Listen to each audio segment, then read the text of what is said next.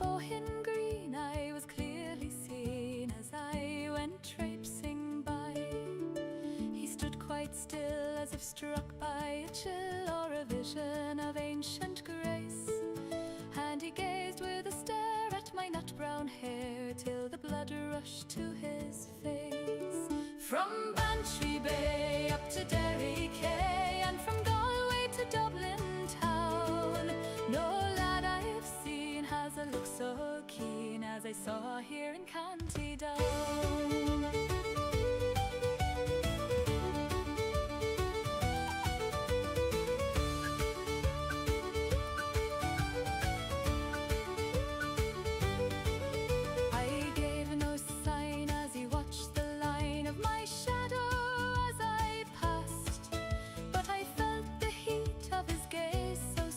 And I knew the spell was cast. He gripped his walking stick with a hand so quick as he tripped o'er his feet. For a lad so bold, he was knocked from his hold by a girl that he chanced to meet. From Bantry Bay up to Derry Quay, and from Galway to Dublin town, no lad I've met hasn't a name to set against the star of the County Down.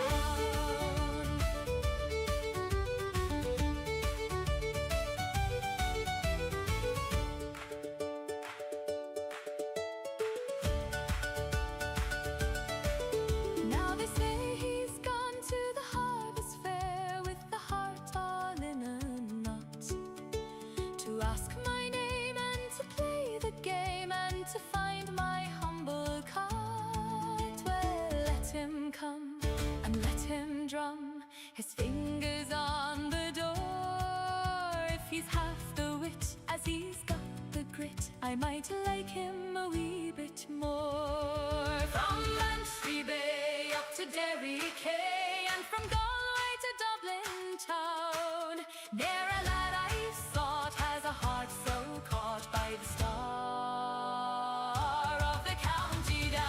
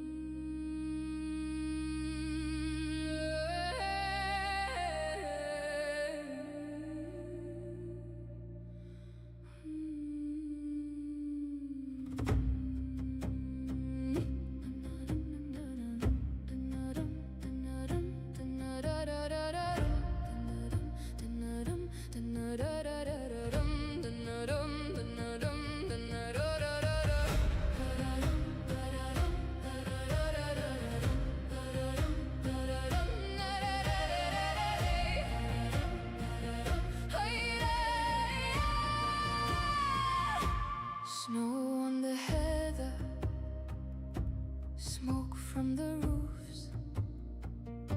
I stand on the ridgeline, breathing the proof. Sky like a pale bowl, frost in my hair, name on my tongue tip, thin in the air. I call across the pines, he's yellow, high and wild and wide.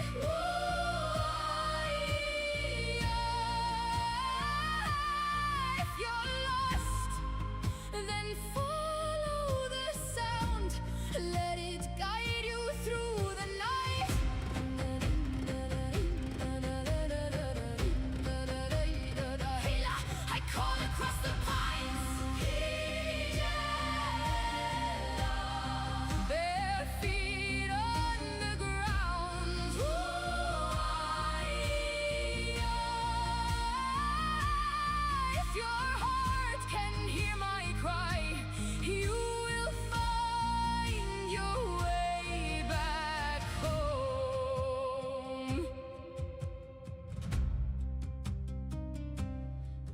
Gas in the powder, turning and gone.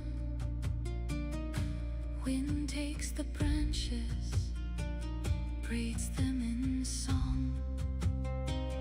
Far in the darkness, something replies, echo or answer, tears in my eyes. Ooh, where are you now? I won't fall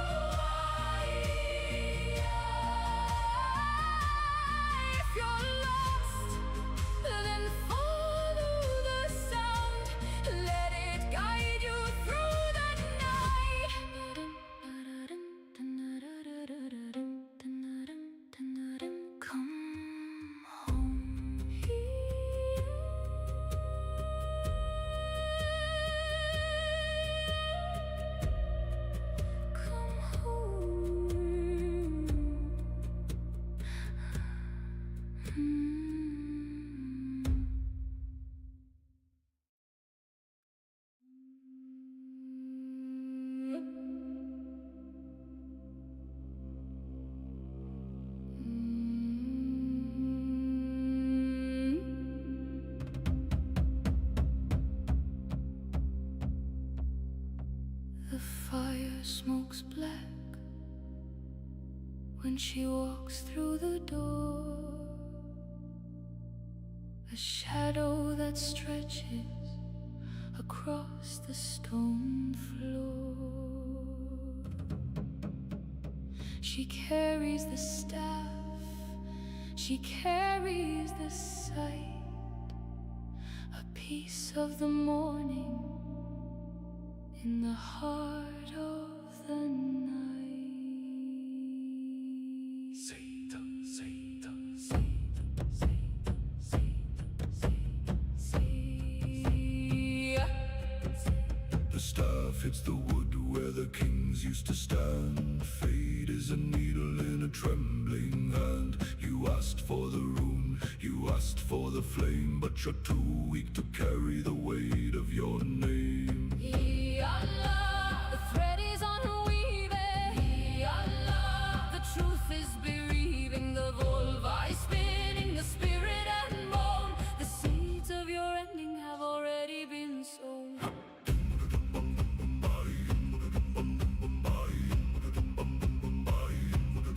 She sees the high hall, she sees it in ash, the glint of the gold, the sting of the lash. She speaks to the dead, she drinks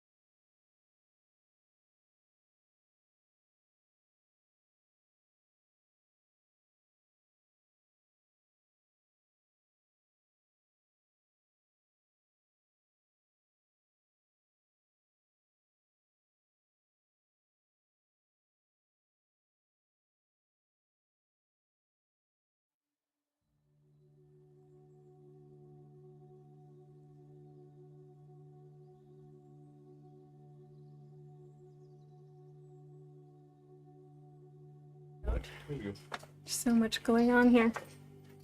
And I'm gonna set the stream deck back up so you can just press buttons. It's complicated. Yeah. So many windows. Hello, everybody.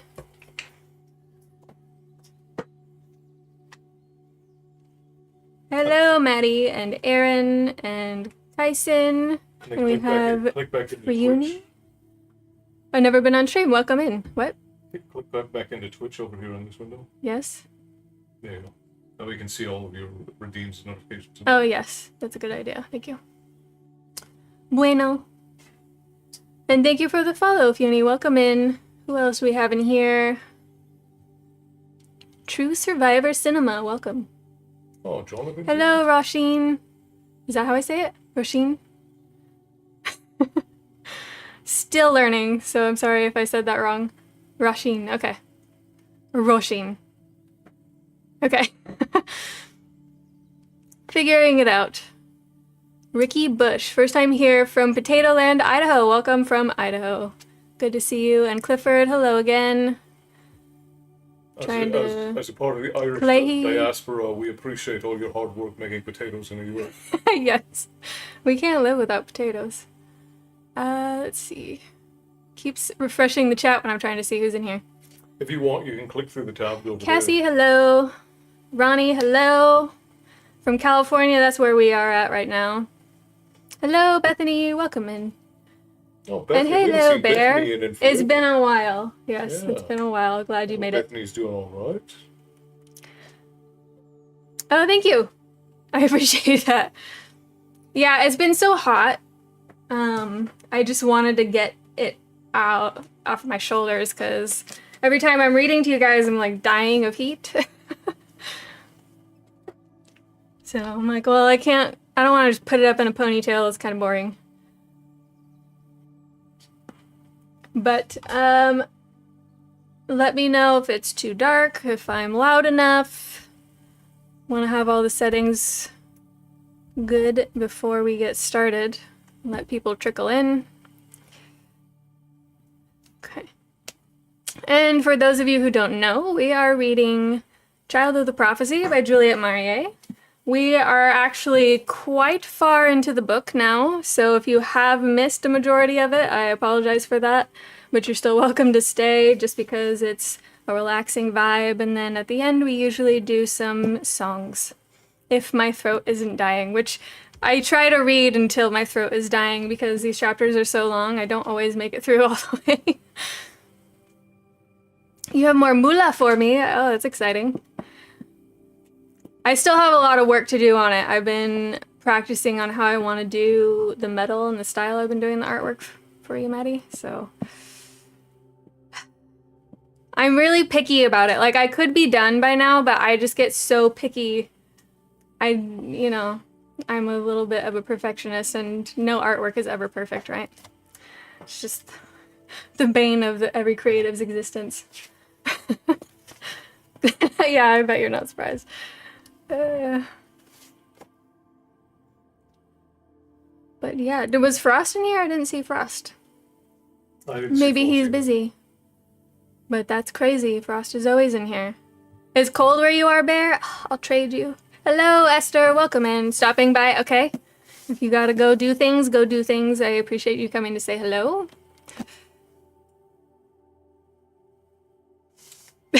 You haven't finished the first book? Oh, you don't want spoilers. That's fair. That is fair.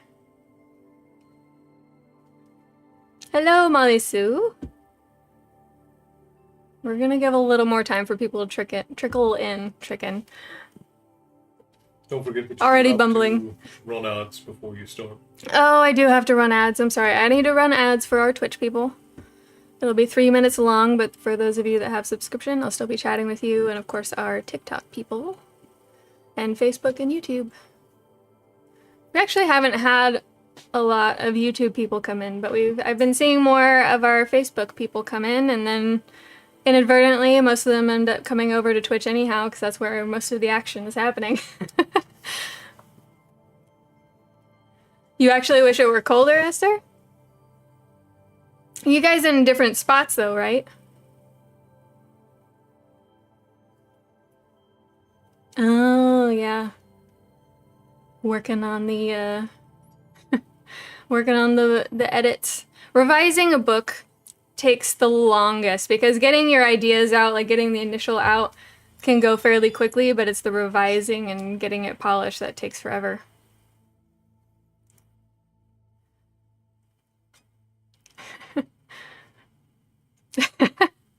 Yeah, well, I appreciate you coming in, Funi. If you need to head out because you don't want spoilers, that's totally fine. I understand.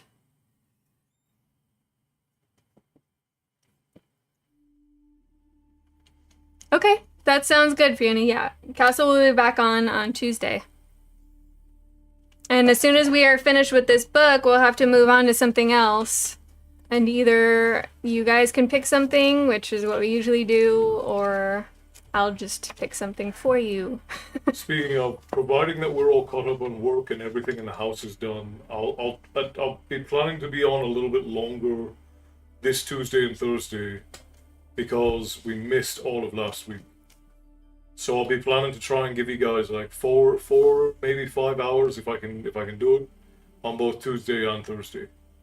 It'll depend on if we've got everything done that needs to be done and if My voice does not last for 4 hours, so I'm sorry. I throat cannot offer that. that is the other factor is if my throat will hold up. Talking is Castle's job. I'm the behind the scenes person, so I don't do a lot of talking. How are the lively little ones doing? They're lively. They're good. Milo's still learning new ways to be obnoxious, but we love him. He's learned how to open the cabinets and drawers in the bathroom, which is a problem. So now I'm gonna have to childproof those. You're still alive, Kayla. Welcome back. It's good to see you.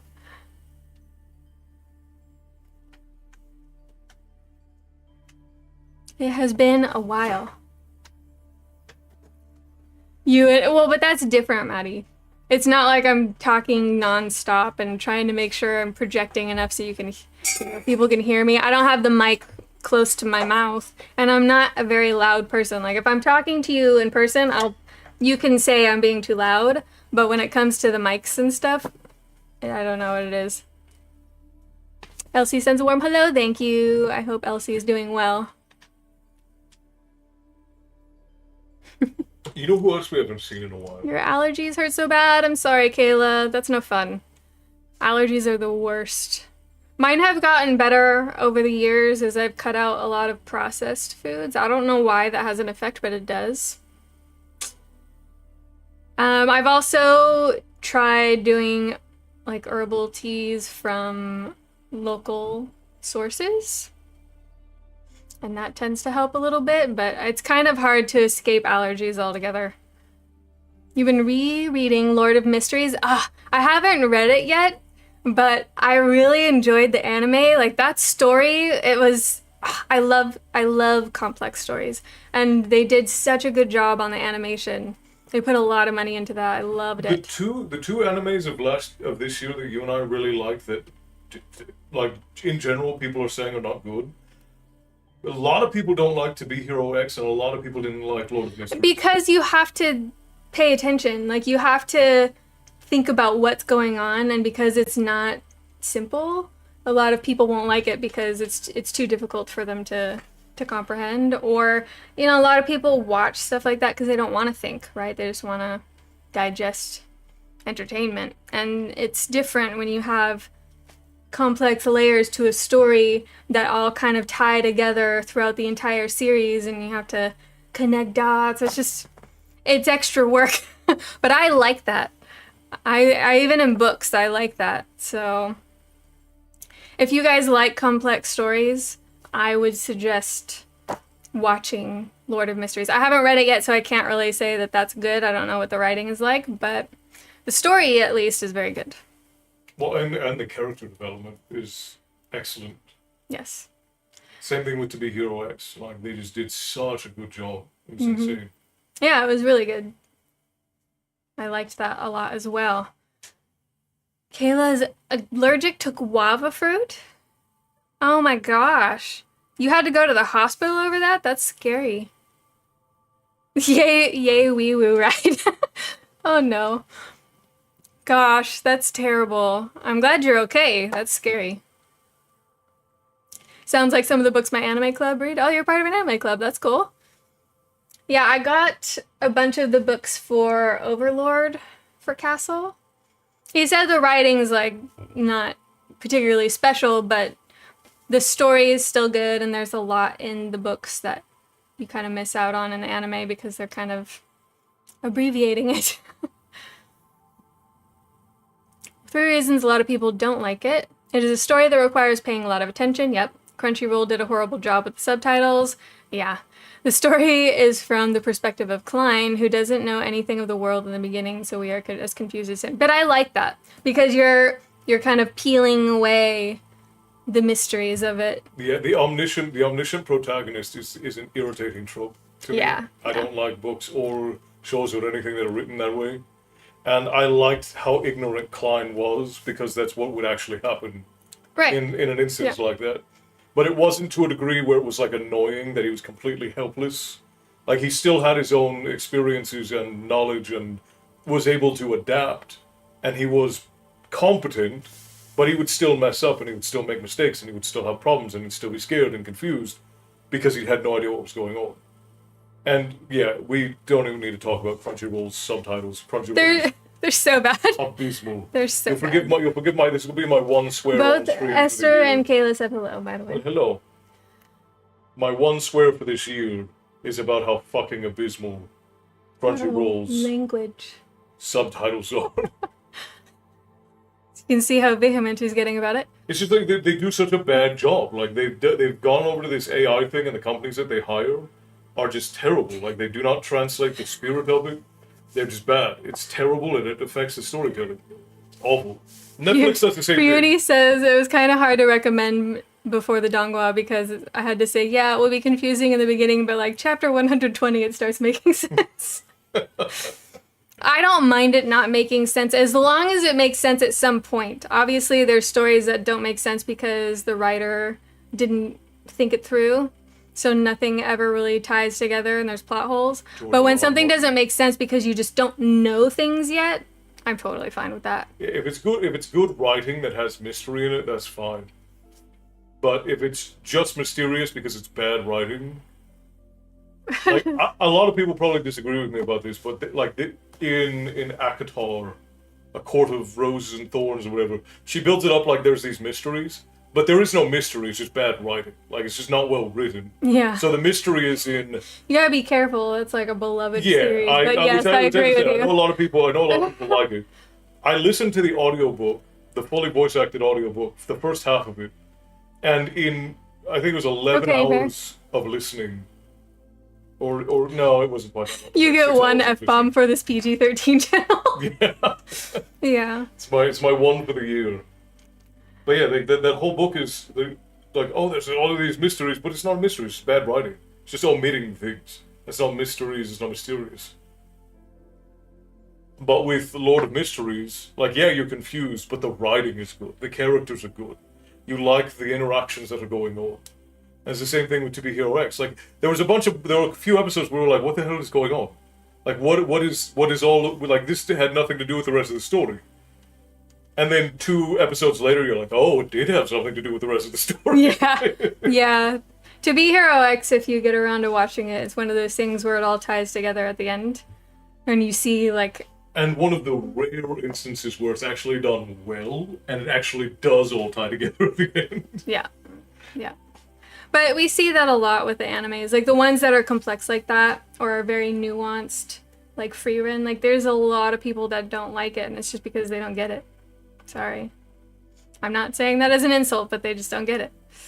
And that's okay. Not everybody has to like a thing. But if you like complex stories, I would say go watch them. Tyson said he canceled his Crunchyroll months ago. There's still some good animes on there, though. We give a lot of them a solid try. We've dropped a lot. But every once in a while, there's a good gem.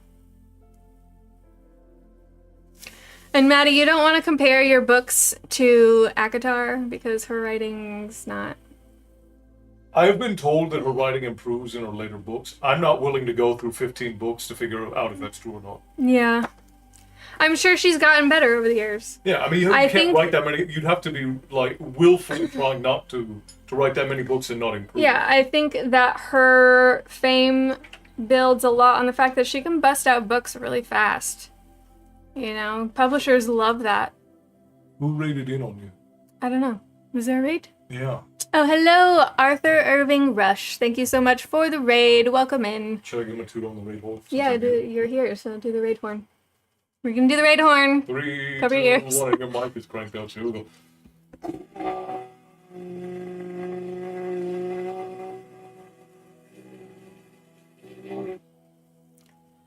There's Frost. I was wondering where you were. Your absence was noted.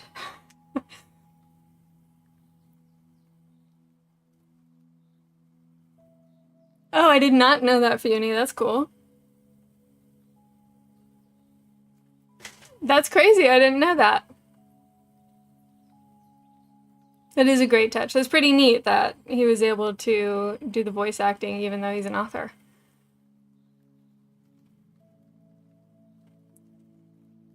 We are doing story time. We didn't actually start reading yet. We were chatting.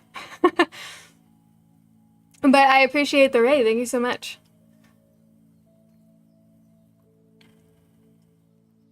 Well, that's nice to know. Yeah, I mean, I noticed you weren't here. Because you're always here. Hello, Georgia. Welcome in.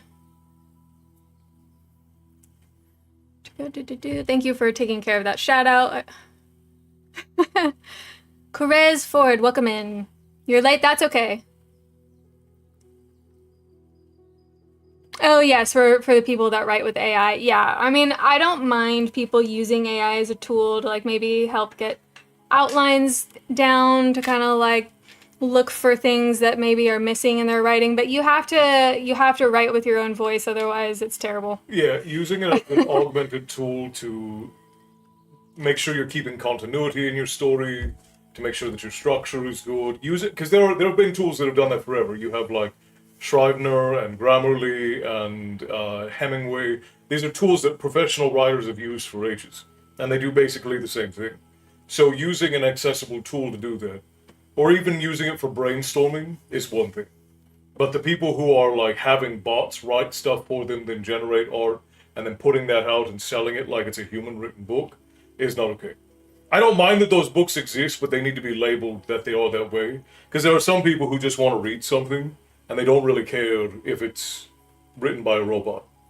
But the consumer needs the right to choose whether they want to listen to AI music, whether they want to read AI books, whether they want to watch AI movies. I don't mind that those things exist. I think that the companies are probably not being ethical in the way that they do it, but it's already been done. We all signed away our intellectual properties with social media. And so all of these companies, they own the stuff that they're using for the most part, because we signed these really long terms of agreements that say they own all of our images, they own all of our animations. YouTube owns everything that is uploaded to YouTube. In their terms of service, they're allowed to use everything that we upload. So this is really our fault that these things have happened, because we signed a deal with the devil, and now the devil's collecting. But I think that all of those things should be labeled as AI, so that the consumer has the right to choose whether or not they want to consume that thing that is AI. I think that's fair. But yes, Sorry, a bit of a using it as a tool. It's okay. Yeah. You know, it's obviously proofreading is very helpful, which I saw. I rarely listen to AI music. In fact, I only like 2 AI songs. Yeah, you know, I hear a lot of AI songs, obviously, on social media, and like sometimes they're fun, and you know, I don't care. It's not really detracting from people listening to the artists that are out there. But like, I get it. It's crappy that somebody can just use AI to create music and be like, look, I'm making stuff. People making money off of it, I think that's different. But they're spending the money to make the songs also. So I don't know. There's a fine line there. You just have to decide what you want. And if you don't like AI, avoid it. Like, obviously, I'm sure you guys have seen I've used some images before, but I try to do it as little as possible, but sometimes there's just nothing out there for the stuff that we're talking about, like all the old myths. There's just nothing that I can use, and I can't just take people's art to show, even though it's educational. You know, I don't want to use somebody's art without their permission, and it's not like I can ask them all and get a timely response for us to be pumping out all these videos we make for you guys. So I try to use them as little as possible, but sometimes I just want you guys to have something to see so you know what it's supposed to look like. Especially, like, definitely most of the Finnish mythology stuff, there's just no artwork for it. A lot of the Celtic stuff, there's no artwork out there that I can use, you know? That's the key, is, like, being able to use the art. Yeah, making money off of AI, like all those t-shirts with the AI designs, it's like, come on.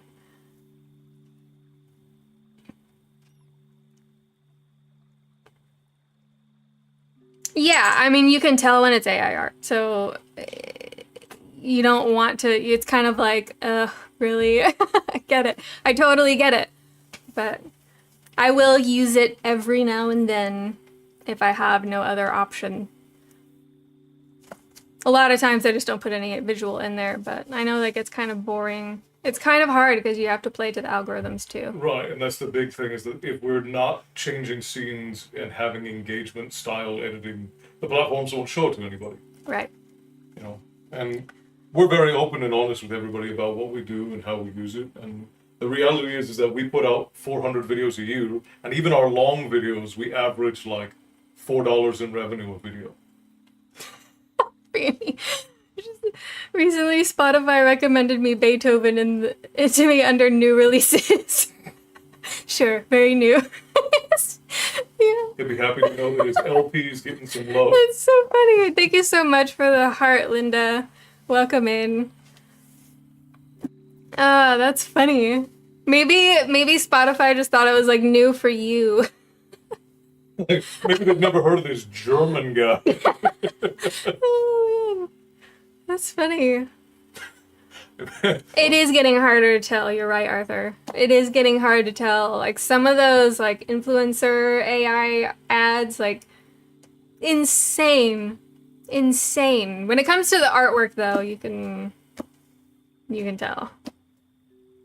Which I'm glad for. I just think it should be discernible. Yeah, it should be labeled. Ethically, it should be labeled. I would have to learn how to use it before I could. Use what? AI?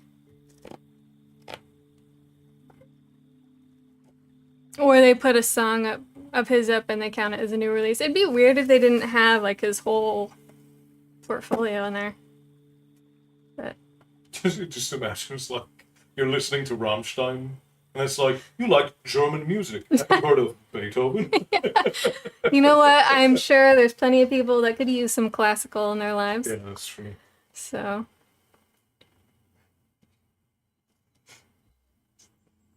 yeah, there's no real need to touch the AI. Like, I definitely use it for organizing because I'll forget. Well, we also Stuff, have a shit ton so of projects that we work There's on. just so many things, so we use it for organizing. Like, what did we do this already? Yeah. And keeping track of topics, because we... Right, And it also helps a lot with research. right. Because we do, like I said, we do almost 400 videos a year. And it's not like we don't do clip videos, we don't do anything like that. Everything we do is an original script, original posts. We live film and edit everything. And there are virtually no people with our size team, which is just you and I, that do as much as we do. And we don't have like a huge amount of funding. Collectively across everything, we make like $300 to $500 a month off of everything. Mm-hmm. And then we pay for everything else out of our own pocket with the client work that we do. To be fair, Aaron, most of the large companies are, because when it comes to corporate, if they can save $1, they're going to save $1. Right? And hiring artists to do stuff, it does cost a lot of money. Like, I don't charge low fees for graphic design things, like, because I've been doing it for so long. Well, but even then, you're on the lower end of the market. Yeah, I mean, I've basically been doing it for 25 years, and I try not to do exorbitant prices, but a lot of people don't want to pay artists what they're worth, And definitely corporate doesn't. So if they can use AI to make their stuff quickly and pay somebody $16 an hour, they're gonna. Well, and Disney just updated their terms of service and their operating manifest that a lot of their animations and stuff going forward are going to utilize AI for special effects and whatnot. Yep. Netflix did the same thing. Yep. And if you look at the new Avatar: The Last Airbender movie, there's a fight with Ong that very clearly the special effects is done by AI. Yeah, because it's cheap. Yeah. I mean, hiring a VFX team, that's expensive because that's a specialized skill. So it is frustrating. You know, I try to look at it as I don't want to completely look away from AI because it's not going to go away. I'd rather understand it, use it wisely and ethically. That's totally fine, Esther. That's totally, totally fine. We understand. We use our manager to design some things. But yeah. And here's me willing to dig deep into my pocket. Yeah, I'm glad that, Maddie, you have the budget for it. But it can be... It is a lot of investment when you're hiring artists for your book stuff. I get that. You know, and even then I'm like, I don't like charging a lot because I get that it's difficult for people, but at the same time, like, I have to make sure I'm earning a livable wage, utilizing my skills. So it's rough. As long as, you know, it's not like I'm painting the little yellow square on a white canvas and calling that art.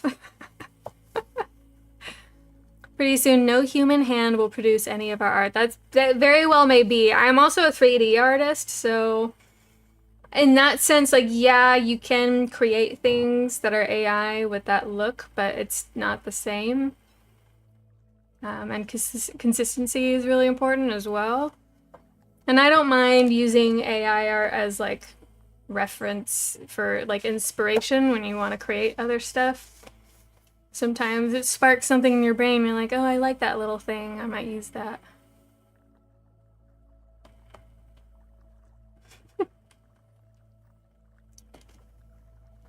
I'm sure Jen does great art, Cassie. It's just I can't just use that in my videos. You know, that's the problem. If I do, we're technically in danger of them getting pissed off about it, and I don't want to piss anybody off. We are doing educational videos, but I don't want that to be like, oh, we can use it just because it's educational. Well, we do often try to reach out to artists and see if they want the stuff to be in there. But again, we don't really make any money off of these videos. We just put them out for you guys. And we do have a pretty large following, but we also don't sell things. Like, especially we don't sell anything that's got AI in it. So it's a weird place to be in for us because we try to support artists whenever we can. But also we've had instances in the past where we've used a piece of art that Google said was... Bear, it's too late. What? It's too late. He said, stop AI now. Have none of you people seen The Terminator? Yeah, that's the hubris of humanity. Like, even if they know they should stop, they won't. Yeah. Like, the end of our species will happen at some point, and it will be because humanity did something stupid. That's just facts. There's a reason why hubris, greed, and pride are at the top of the 7 deadly sins. But it's, you know, it's good to support even your friends when they're making art for you. It's nice. A square, too simple. A rhombus, that is art. Yeah. Well, and the reality is that eventually the whole AI bubble is going to pop, and a lot of people are going to... You're going to get a huge chunk of people who are like, yeah, I don't mind, I just want to consume stuff. But, yeah, that's fair, Cassie. But look at how big the tavern's following is. Across everything, we've got almost 400,000 people. And the reason why is because it's everything greed. we make is it's authentic. Greed, Funi. Hubris falls under greed as a deadly sin. Hubris on its own is not a deadly sin. It's just Yeah, well, a hubris would fall under greed and pride. Yeah. It's a combination of the both, yeah. But eventually this bubble's going to pop, and there are going to be people who are going to be fine just consuming things. But again, people watch what we do. Because over on Snapchat, actually, we've got a bunch of people. They call our content, they call it anti-brain rot and slow brain content. Aloha, Klein. Are you from Hawaii? Yeah. Klein is one of our four tavern patrons who are from Hawaii. Oh, that's cool. Which island? That I don't remember. Because we have Christina, we have Teano, Oh, okay. and we have Klein. We're all from Hawaii. Big island. Big Island. Yes.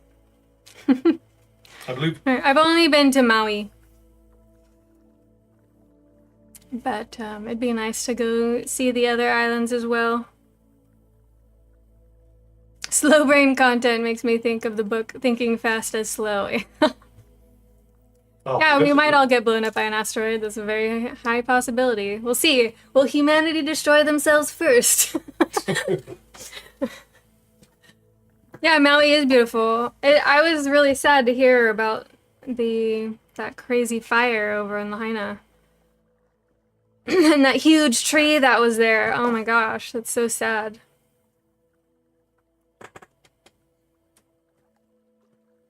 Tune in next week. Yes.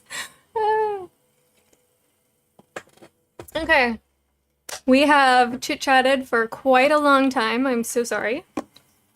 Shall I get back to reading? Or start reading for today, but back to this chapter that we had to stop because my voice gave out. Yes, waffles, waffles, waffles. I run into the same problem as I like to do graphics art, editing as a hobby, and I've collected pieces from groups for free or I paid to use them. My older brother wanted me to make graphics for a website for a former business he had years ago, and I had to tell him I couldn't use it just anything to make stuff, because it would be better to use real pictures he took, etc. Yeah, I mean, you can use stock images if they're applicable. You know, obviously there's a lot in Canva and Pexels and Pixabay. Like, there's all kinds of stock image sites where it's copyright free. But yeah, other than that, it is definitely better to have photos that are taken. And then you can just edit them to improve the photos and post. Maddie's been ditching you guys. Sad. I might have to run ads again, to be honest, because it's been 45 minutes. I'm so sorry. Hello, Warbaggle, or Warbaggle. Kind of makes me think of that actress in that show. She calls bagels bagels. I don't know. Bagel, yes. Oh my gosh. What? Oh my gosh, thank you so much, Fiuni, for the 10 community subs. Thank you so much for giving out those subs to the community.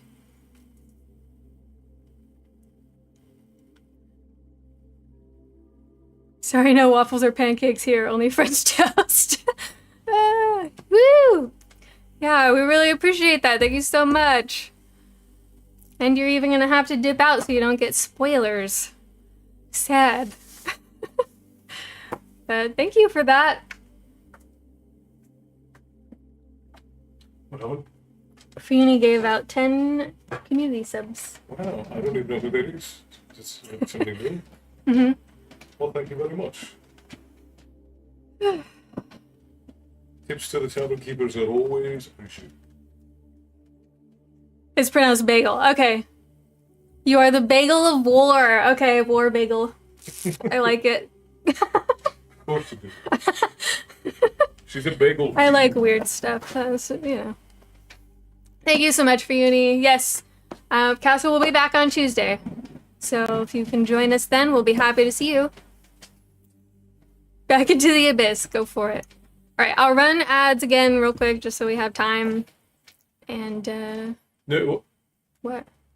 it's not going to give you extra time. It won't give me an hour? But it'll only go up to 60 minutes. That's fine. We've been talking for a while. You had 30 minutes left until. I know, we've been talking for a while. What I'm saying is I get what you're 90 saying, but thank minutes. you, micromanager. Generally, I wait until it's all run out, so they're only Okay. getting one ad every Yes. 60 I'm minutes. so sorry. There's no consideration at all. You just robbed them of 30 minutes. You're welcome, John Wicked. I didn't rob anybody of anything. We're still talking. Cool. At the very least, unusual. Yeah, at the very least, unusual. I can admit that I'm a weirdo. But welcome to the tavern, John Wicked. Yeah. Go to Kitty? the picture. Okay, hold on. Hi, baby. Come here. Oh my goodness. Oh, you're so big now. You're so big. Say hello. Say hello. Yeah, I know. I know. He's like, escape. Ah. Thank you so much, Emerald's Lady, for the resub.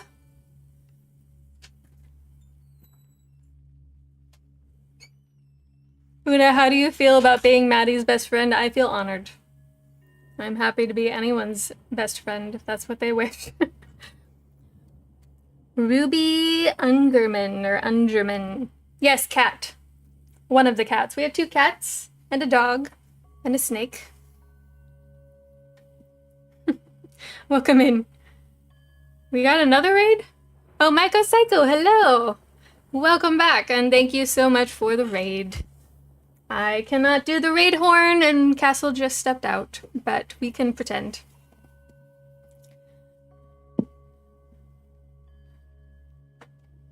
Mute the mic, yeah.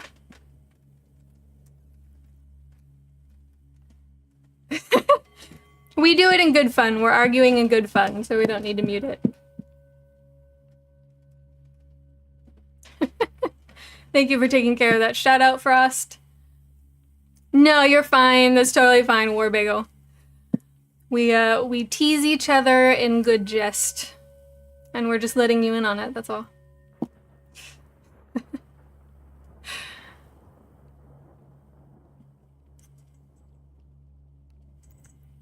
Hello, Burrump. You feel a bit bad now because you were ditching Aaron and Milo during game nights? I mean, to be fair, I haven't been around. Honestly, I don't know what's up with me, but I spent most of Friday and Saturday sleeping. Like, I was up in the mornings and I just ended up having to go back to bed and I just slept forever. I don't know what's going on. Sir, don't be rude. Milo.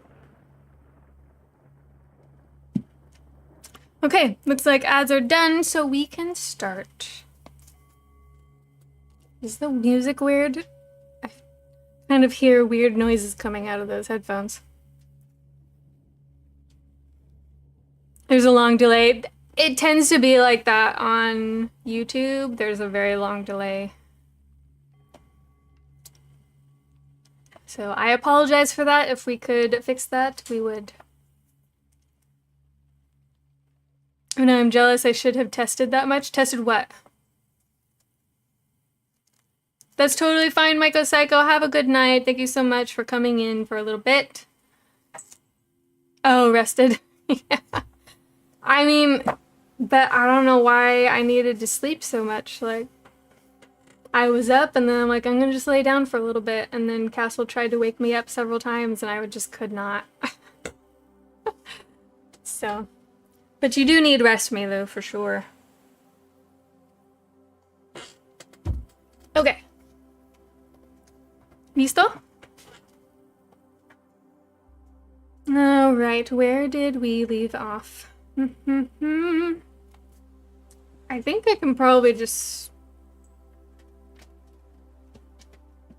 Okay, so... Fine, of course he's getting on his wheel right now. I hope that's not loud. So Fanya just found out that they were going to begin the sneak attack much sooner than she had thought. She thought they were going to be waiting until the summer. but that had actually been a ploy, a tactic, one might say, to give people the impression that they would be doing it in summer, but actually doing it sooner. So it's still in the spring and it's still cold, and obviously a few of the men, as well as Derek, are going to be having to swim through very cold waters to do the things they need to do. So she's frustrated with that, and now she's thinking, well, I have to follow them. And in order to follow them, she's going to have to turn into an animal. And she's thinking a bird. She needs to become a bird so she can follow them and be there when things come to a head and assist where she can. She has made the decision that she is going to go against her grandmother's wishes and help them rather than bring them down. Uh-oh. I hope you didn't get in trouble, Aaron. Your body knows what you need. That's what I figured. I'm like, well, I guess I just needed to sleep a lot.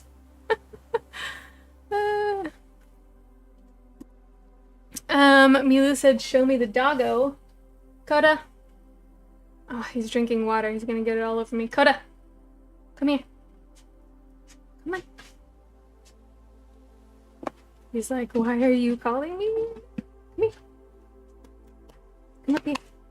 Come on. Come on. It's okay. Come on. Come on. It's okay. I promise. It's fine. Come here. Come on. Up, up. There you go. There you go. Just big bubbies. Yes. You're so stinky. You smell so bad. But we love you anyway. There's the doggo. He looks a lot bigger next to me, huh? I think it's hard to realize just how big Castle is and how big Coda is until you see the size difference with me.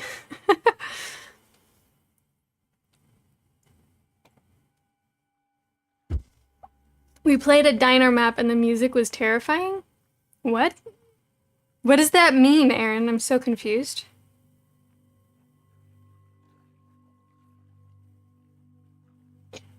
I think I missed something. Yeah, the Warhound. I know. I'm only 5'3". But I'm also just like tiny all around. Like I have a very small frame. So it's not just that I'm short, it's because I'm kind of like an average height for a woman, I think. But I'm like just tiny. Phasmo. Oh, okay.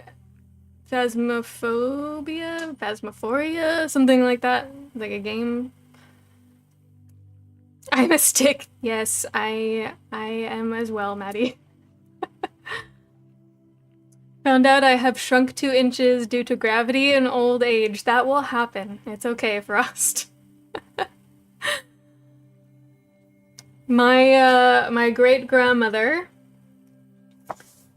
was probably a good head shorter than I was when she was still alive, and that's probably gonna be me one day. little Irish Spitfire.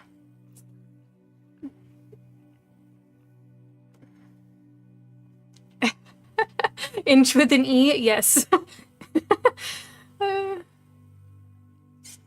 Yeah, you don't have to like it, Frost. I get that too. I'm like that also. I'm like, you know, I'm gonna do my best to age with grace, but it doesn't mean I necessarily have to like every wrinkle that shows up on my face, you know? I remind myself I need to just be grateful that I have held up as well as I have at my age. Honestly, I think my generation has done very well. Like, I've seen some of my old high school mates and like they look great. I'm like, dang, you look so good. And then I'll see somebody who's apparently 22 and they look like they're 40. I'm like, what happened there? So I can't tell people's age anymore. I've noticed. I just don't know. My Nana was not a dwarf height until she started shrinking. She was 1 inch taller until, yeah.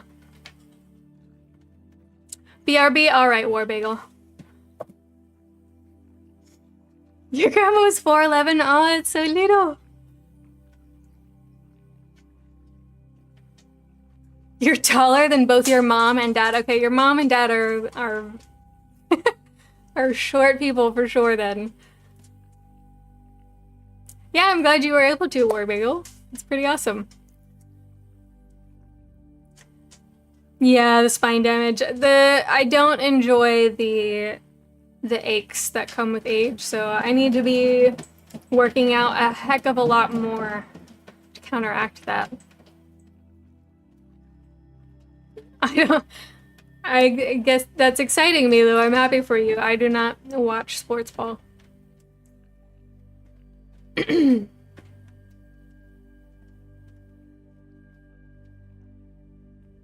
My grandmother was a Welsh Spitfire, 5'0" and 90 pounds at her heaviest. Oh my gosh. Yeah, I am kind of like stuck around like 95, 97 pounds. The most I weighed, aside from being pregnant, was 115, and it was all muscle.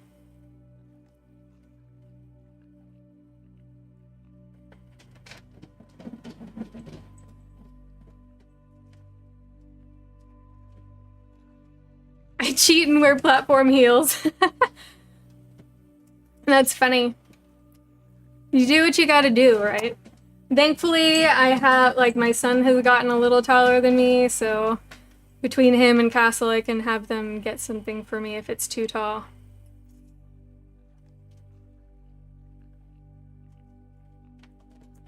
Aaron's taller than me. Alright, so she's got to pick a bird, you guys. And we're gonna find out what it is.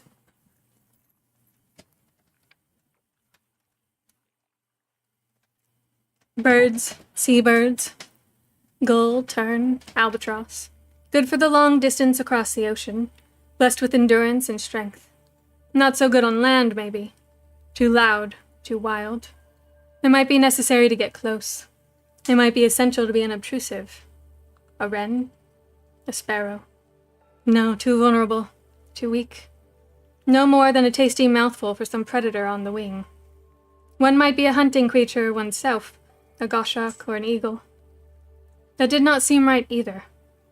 What was smallish and plainish, and not too frightened of a man, yet able to fly long distances? There were little gray birds in Kerry.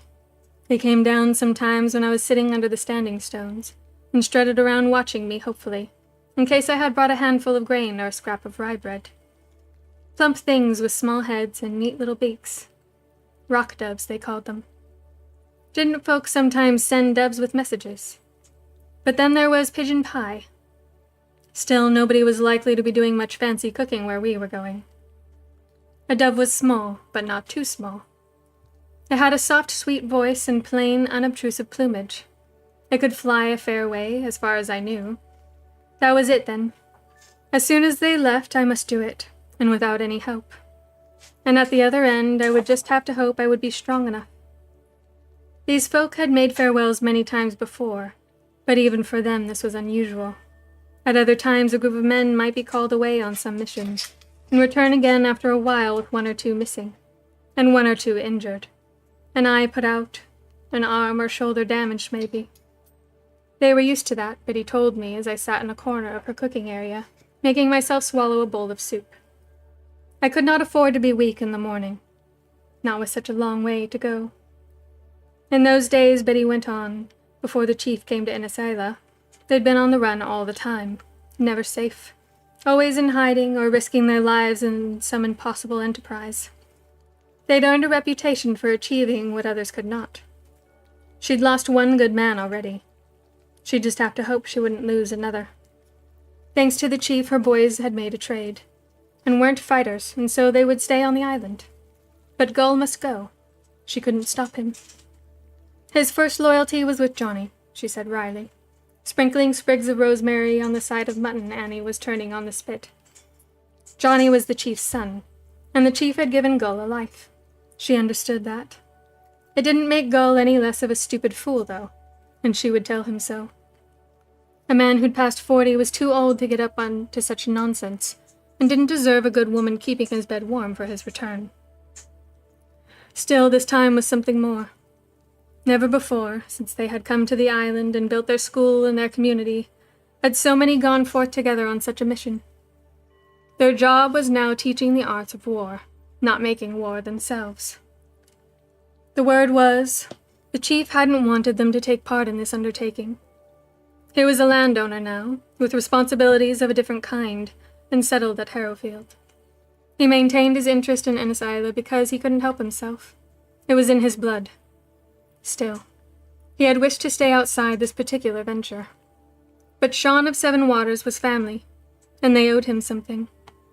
It had been Sean who had helped them get established, who had put the word about that if you wanted your men well trained, Innis Isla was a place to go. And Sean and Leodin's brother. Or was Leodin's brother. Besides, there was Johnny, who was the heir to Seven Waters. There was no denying a prophecy. So they went, all of them save the very old and the very young, and those whose trade meant they did not bear arms. All of the fine young men who had guarded us so silently and cleverly. All the strange and skilful band with their odd names and motley garb. Even young Cormac was going.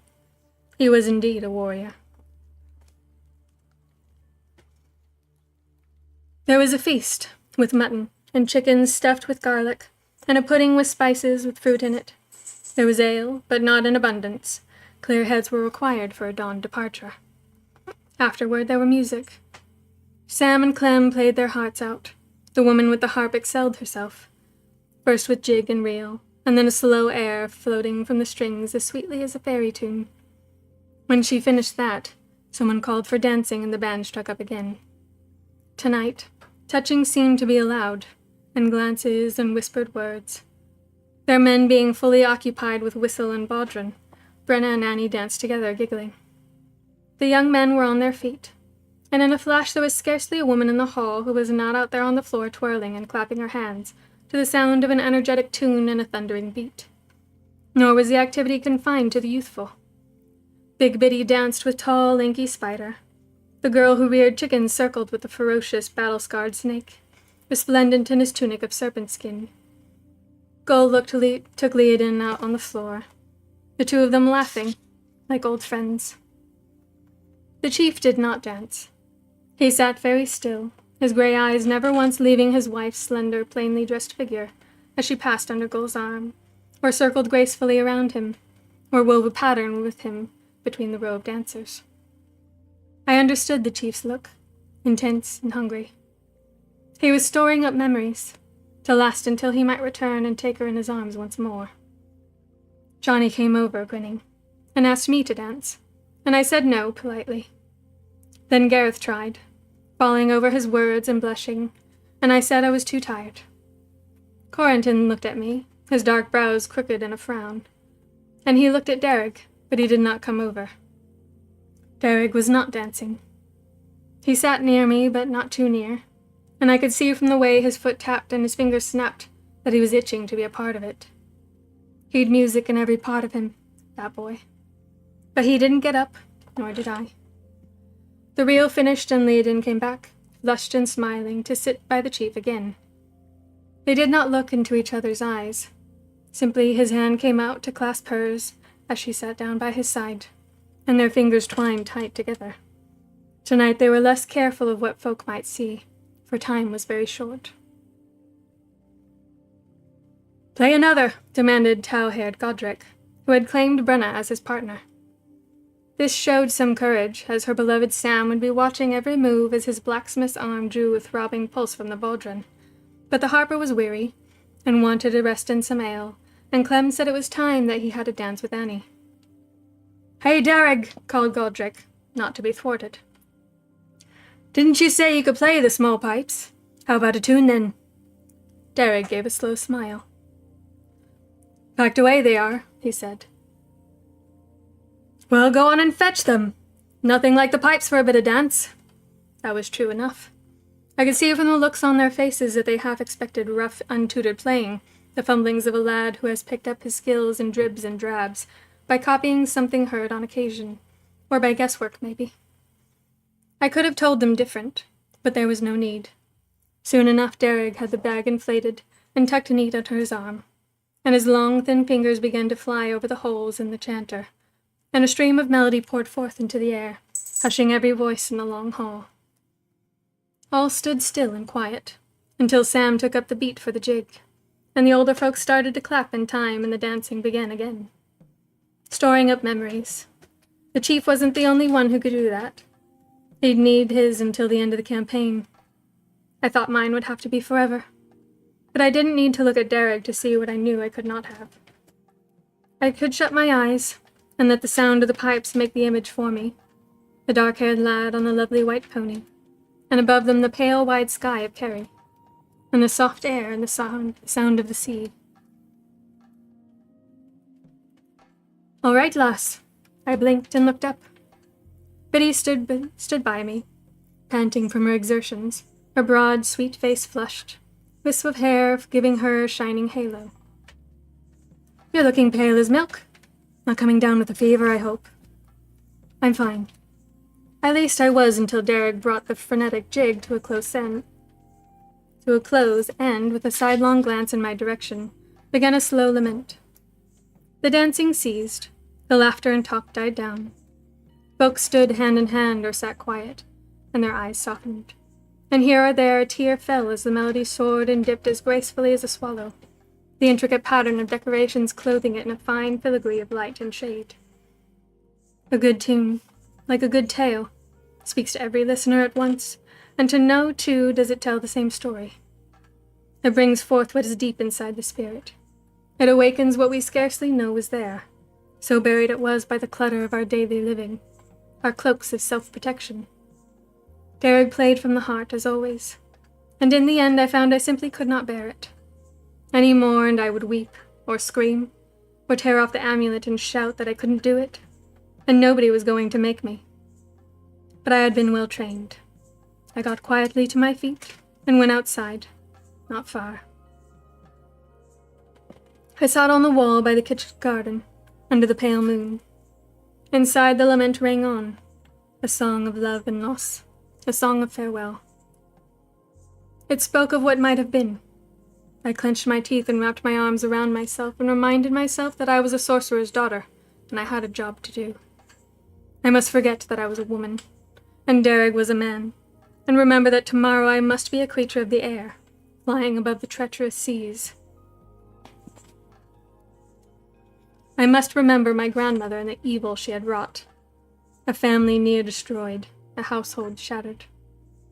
Finbar, a fine young man, turned into some walking wraith.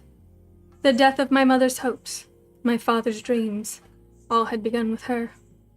I must remember what she had me do, and what she would have me become. If that did not give me the strength I needed, then we were indeed lost. "That's all right, Milu. If you need to sleep, go to sleep." The music ceased. The lights were dimmed. Folk streamed out of the long house and away to their beds. I would wait, I thought, until Brenna and the others were abed, and then slip in quietly. I had no wish for talk. I needed to be strong tonight, full of hope and confidence. Instead, I felt alone and helpless and afraid. How could I transform if I had no faith in myself? Now that the music was over, I must breathe deep as Father had taught me, and slowly, fully, from the belly, out in 3 stages, like the cascades of a great waterfall. And again, control was everything. Without control, I was at the mercy of feelings, and feelings were nothing but a hindrance. "Vanya?" I jumped.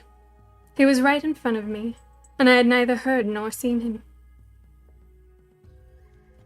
"There's no need to creep up on me like that. Anyway, you shouldn't be here alone with me, not at night. It's against the rules." "What rules?" said Derrig, hoisting himself up on the wall beside me. "Now we'd best have a talk. No time in the morning. Upset you, haven't I?" "Of course not." "You went out. I thought you'd like to hear me play." "It made me sad. Derek, you must go, or I must. There are still lights on and folk abroad. Someone might see us. Just two friends having a bit of a chat, that's all. What's the harm in that? You know that's not all. Now go away, please. Don't make this any harder than it already is. My voice shook. It was taking all my strength to sit still and not look at him. Derek said nothing for a while. Then he slid down from the wall and turned to face me where I sat, his eyes on level with mine, so I could not avoid them.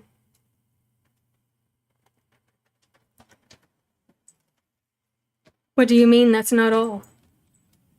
His voice was very soft in the darkness. Behind him, through the half-open door, I could see the glow of a lamplight, and hear the voices of Biddy and Gull as they moved about tidying up. Milo, what are you doing? Yeah, you have to do that right now? Yeah. Ah! Freaking TikTok. I missed it.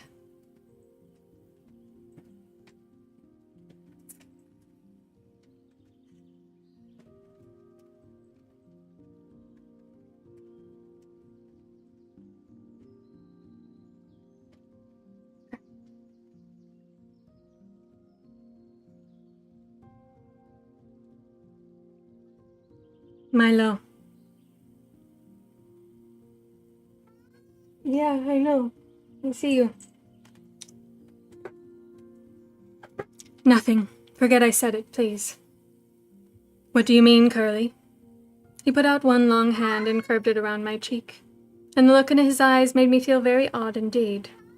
It made me want to do things I knew I must not do. Milo! Stop. They always pick the worst times. I can't tell you. I looked at him and kept my hands quite still in my lap. It made my breathing into a pattern. In 2, 3, out 2, 3. Control. I managed not to reach up and touch. I managed not to put my arms around his neck and lay my cheek against his, and give in to the great wave of warm longing that flooded through me. It was cruel. In an instant, I could have achieved what I had wanted so much. I could have smiled, and I had smiled at Eamon, and bid him shut his eyes and kissed him in the way grandmother had taught me. A way that made a man burn for a woman, so that he would do anything to have her. I could have made a little noise, and brought Gull or Biddy out to catch us. Then they would have sent Derek away, and I would have saved his life. But I could not do it, not even for that. This was my friend. He was the only person in the world I could trust, besides my father. I could not bring myself to cheapen what was between us. And yet what I longed for then, with every single part of me, was to hold him close and to bid him goodbye as a girl farewells her sweetheart. With tender words and the warmth of her body. I kept very still. I said nothing, but I could not school my eyes.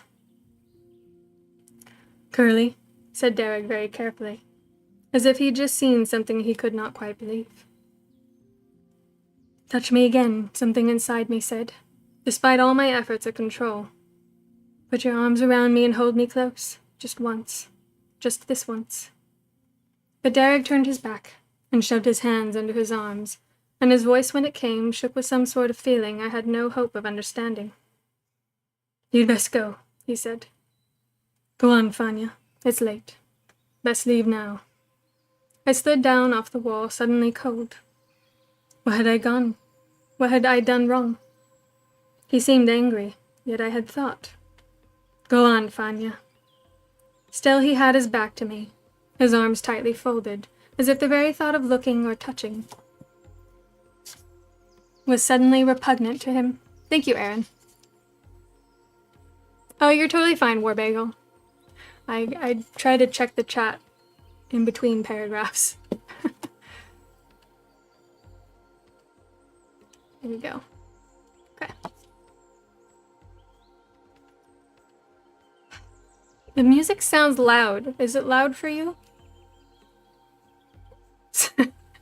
Or is it just through the headphones? I don't want it to be obnoxious. Hello, Pint Goblin.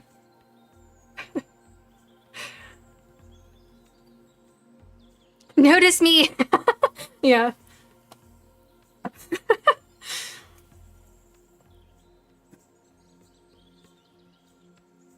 Alright, I guess the music's okay. The music is louder than before. Okay. Let me skip this. Hopefully that is better. I did see your made-up story above. It was very nice.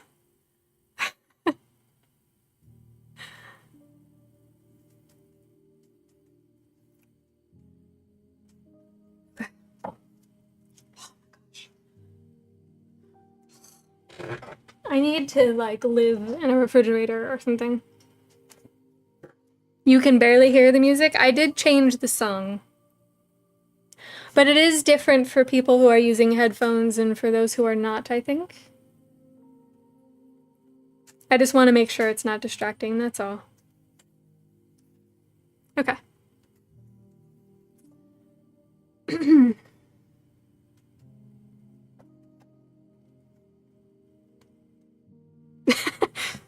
Yes, you are special. Right. I could not believe how much it hurt. It was as if the last sweet remnant of my childhood were turned suddenly to ashes. I reached out my hand, and for just an instant it rested against his sleeve. "Best not," he said in a choked sort of voice, and edged away like a nervous horse. "Good night, then." I forced the words out, fought to recover my breathing. I must be strong for the morning, strong for the journey. I could not afford this. It was wrenching me in pieces. "Farewell, Curly. Keep out of trouble now, until I come back for you." Still he would not face me. But his voice was the same as I remembered from long ago, strong and true. I fled, before I said something I would regret forever. I ran through the long house where Gil and Biddy now sat before the embers of the fire, talking softly together. All must make a farewell, but I thought none was more terrible or more final than my own. I reached my little sleeping hut and went in quietly, and I lay down on my pallet open-eyed. 2 of the girls were gently snoring already. Brenna's voice came in a whisper. "Are you all right, Vanya?" I said, and pulled the blanket up over my face. I was not all right, and it seemed as if I never would be. I got so many things wrong. I had hurt so many good folk on the way, just as the owl creature had said. It seems to us you don't give a toss what casualties you leave behind. But I did care. That was the problem. That was what held me back. Feelings, friendship, loyalty, and love. So much easier for a sorceress to be like my grandmother and not give a fig for what was lost on the way. "All that matters is power," she would say. I could almost hear her saying it now, deep inside me. A small, dark voice long silent, and now awake once more. As long as you understand that, Vanya. I fell asleep with my jaw clenched tight and my eyes screwed shut, and my body curled into a little ball under the blankets. I dreamed of fire. Derek had been right. There was no time in the morning. I rose before dawn, and as I crept across the scholar's hut, I could see lights down at the bay and hear an orderly, purposeful movement of men on the steps. Sails crackled. There was already a northerly breeze. By candlelight I found a scrap of parchment, took the stopper from the ink, picked up a quill. What could I write? How could such things be said? In the end it was brief indeed. Hello, Acavier. Welcome back. It's been a while.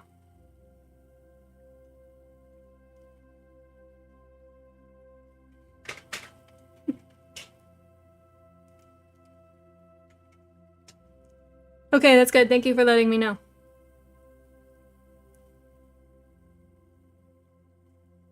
Are you heading to bed, Cassie?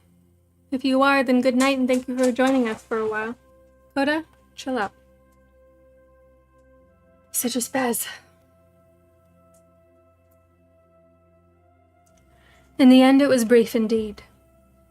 I have to go away for a while. I'm sorry. I signed my name and sprinkled sand to dry the ink. I folded and sealed the message and wrote Leodin's name on the front, and I popped it up where the priest or the druid would soon find it. Then I went out to the place I had chosen, a narrow ledge not far below the cliff top, looking out over the bay. A growth of scrubby bushes would conceal me from view in the half-light, yet give me partial sight of the fleet as it prepared for departure. Perhaps I should have chosen my clothes with a view to my destination. Perhaps I should have stolen something of Cormac's. To go clad as a warrior would be to have chance to remaining unobtrusive for a little while. When I returned to myself. Milo. I swear. My pets like to be a pain in the butt when I get on stream.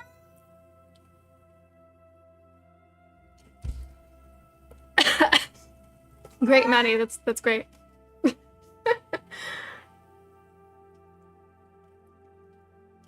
You and your spicy scenes, my gosh.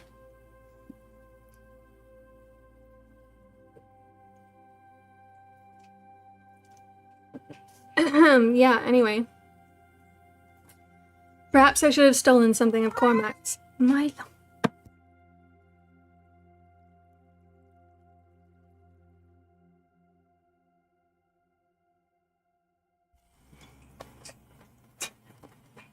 I yell at him so he meows quieter.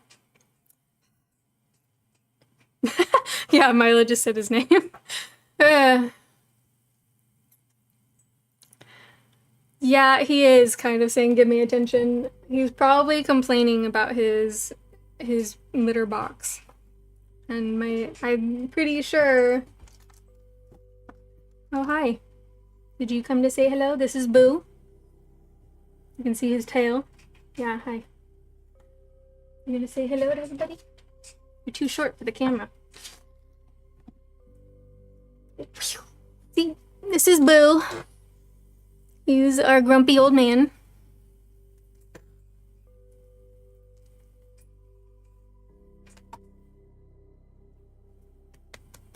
He's not like super old. I think he's probably only like 6. But he acts like a grumpy old man. Huh. Yes, we need a baby. Tax paid. Hello, red herring. Boo's butt is the start. Yeah, he usually likes to put his butt in the camera when I'm on stream, huh? Isn't that right? Yes. It's probably like, Mom, why don't you have an apple to share with me?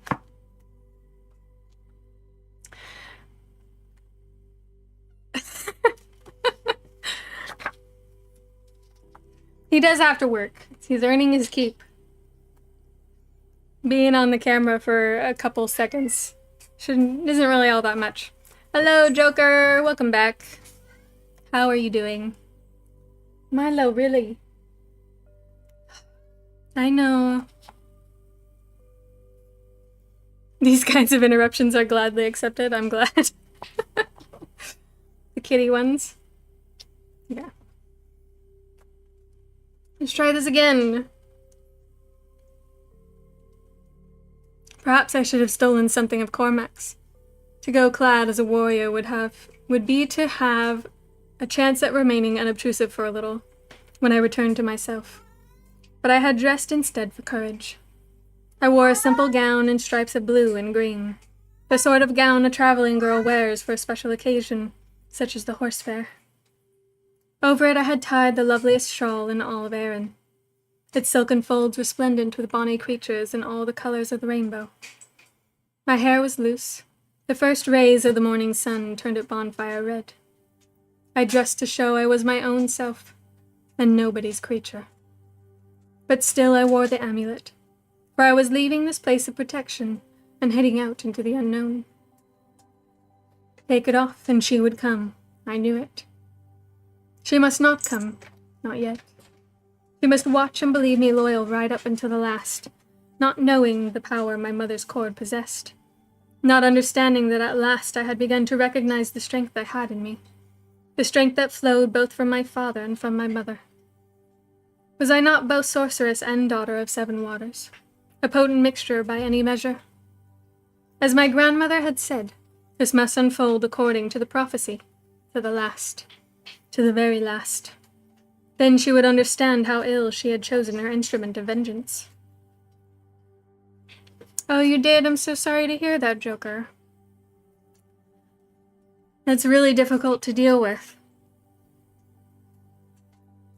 Yeah. I hope you had some time with him before he passed. You've been through a lot. I can only imagine.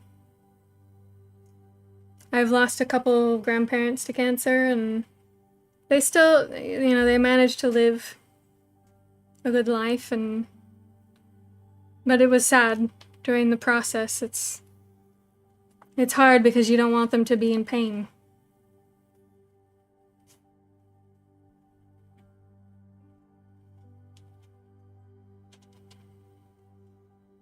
Rihanna was fastened in my belt.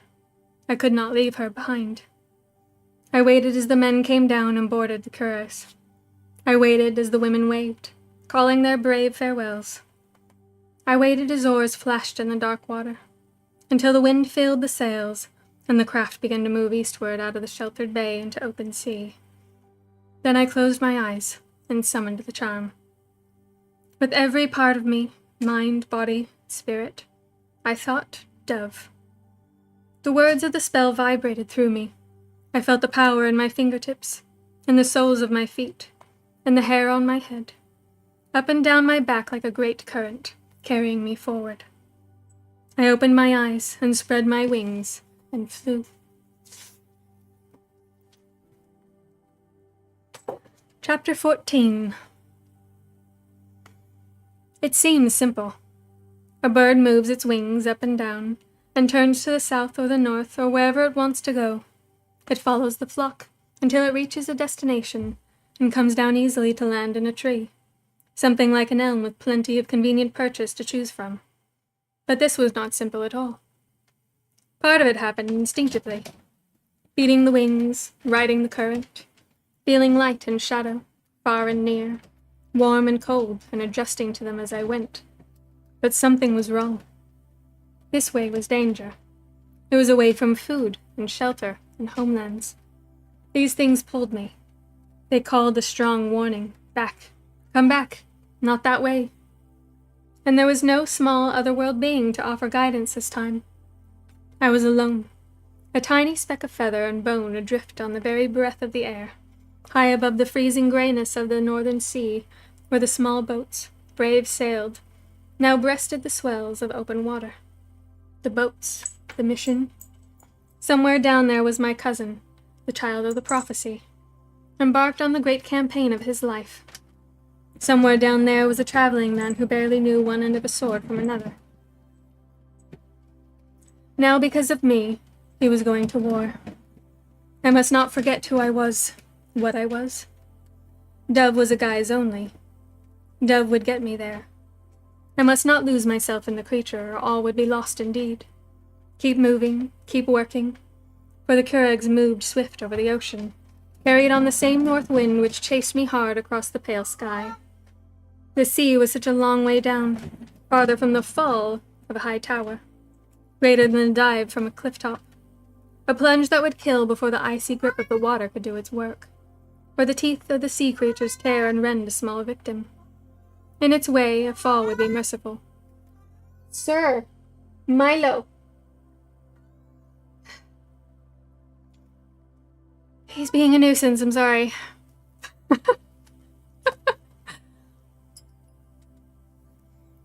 Yeah, I mean, all of the animals act like they're a prisoner when it comes to a castle.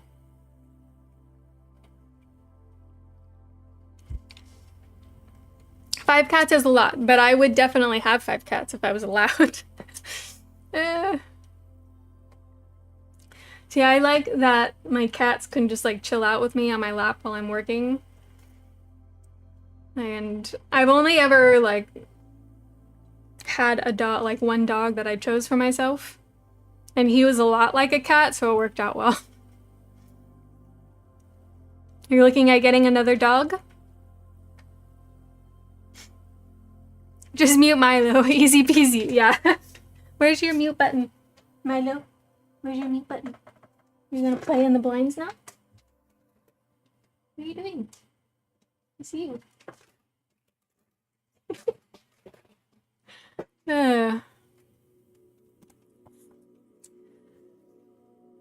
They also get kind of hyper after they do their business, you know?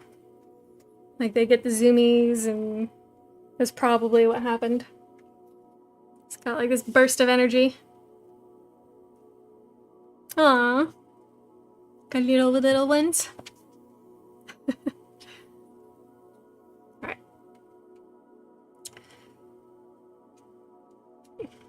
My eyes saw a different world. Wider, brighter, and clearer. It was confusing, for I did not see objects so much as patterns of light and dark. Shadows above me which might be danger. Patches below me which might be places of rest. I felt my body suspended in air, borne by the current. Part human, part creature. I saw with bird sight and must constantly remind myself of what things were, and how I must act. Boats, sails. Follow them, said the human part of me. Home, said the bird. Turn for home, too far. But I flew on, for the one thing that never left me was the fear that I might be too slow, or too weak. I was afraid I would lose them and myself be lost. It was a long way. I had not thought how long it would be. I had not calculated with chart or map. That showed a lamentable lack of self-discipline. My father would never have undertaken such a journey so ill-prepared. I must go on. I could not let my grandmother win this battle. The prophecy foretold a great victory. My cousin would lead the forces of Seven Waters and win back the islands. Now Johnny sailed forth, and I must follow, for he would need me at the last. I felt a warmth against the feathers of my breast. The amulet was still with me even in my bird-like form, and so was she. Her eyes were open once more. Her presence shadowed me. So be it. I would lead her after me until the moment when I must turn and confront her. For at the end she would be there. Of that there was no doubt whatever. She would be there to watch and gloat over her triumph. I must go on. But I was tired, and the wind was getting stronger, and the air seemed colder. Went the Keurig farther away now? Not below me and just ahead any more, but over on my right, and I much further offshore and being carried steadily eastward. I was moving my wings and trying to find a level where the currents would help me, and every time I looked the boat seemed smaller, and the land beyond them more distant. Would this cruel wind carry me all the way to the shores of Alba? A shadow moved above me, large, swift, an echo of that dark presence which had terrified Sybil's horse, and nearly caused the child's death. Fear, danger. Wings outstretched, I tilted and dropped, then fluttered back to a level path out of reach. The shadow moved. It hung in the air above and behind, waiting. Terror, death. I flew lower, less controlled now, panic threatening to undo my precarious control on this wind-harried flight. The gray swell of the sea moved closer. I imagined dagger-toothed monsters beneath its choppy surface. The menacing presence above me was driving me back to the west, staying just out of my sight, but close. So close I could sense the outstretched talons, the tearing beak of a hungry predator. I fluttered, terrified, as the wind gusted and the slate-dark sea stretched up toward me, still closer now. Turn for home. Fly back before it's too late, said my instincts. Wait, caution the part of me that could still think. Control, that is key. But it is not easy to maintain control when death is as close as the snap of a beak away. Terror lent strength to my wings. My mindless fluttering gave way to a steady beating, up and down, up and down. I set my course southwest, flying low above the sea's surge, and the unseen presence behind me kept pace, as if it were my own shadow. At every instant, I expected a fatal blow, a final dive to seize and kill. I flew on, and now the Keurigs were nearer, and nearer again. So I could see clearly the scraps of black and brown and cream that were their small sails, and the dip and flash of many oars, and at last, the figures of men I recognized. The chief with his intricate body markings, Gull's dark features. Johnny standing in the stern of one small craft, shading his eyes against the sun as he gazed southward. Behind and above me, something gathered its strength, perhaps preparing to strike. Quick! I must land. I must find a place there on the boats among the men, before those claws fastened themselves on me, and I was reduced to a limp bundle of lifeless flesh and feathers. Quick! But where? Where was safe? Might I not make a landing and straightway be caught and strangled, and put away for tonight's supper? There was no choice. The creature swooped, a dark destroyer swift and purposeful. I veered sideways, a hair's breadth away from its grasp, and landed awkwardly, not on the rim of the small curragh, not on a taut rope or convenient wooden thwart, but on a man's shoulder, my small bird feet clutching instinctively for purchase on the soft cloth of his well-worn cloak. The thing behind me flew past and made a precise landing at the stern of the boat, right beside my cousin, where he stood motionless and silent, his gray eyes fixed on the ocean ahead. And it was Fiacha, dark-plumed, bright-eyed, knife-beaked Fiacha, who had pursued me thus until I reached a place of safety. I liked his way of doing things even less now that I, too, was a bird. Yeah, that's a... he's showing some tough love, huh? Hello, Crystal.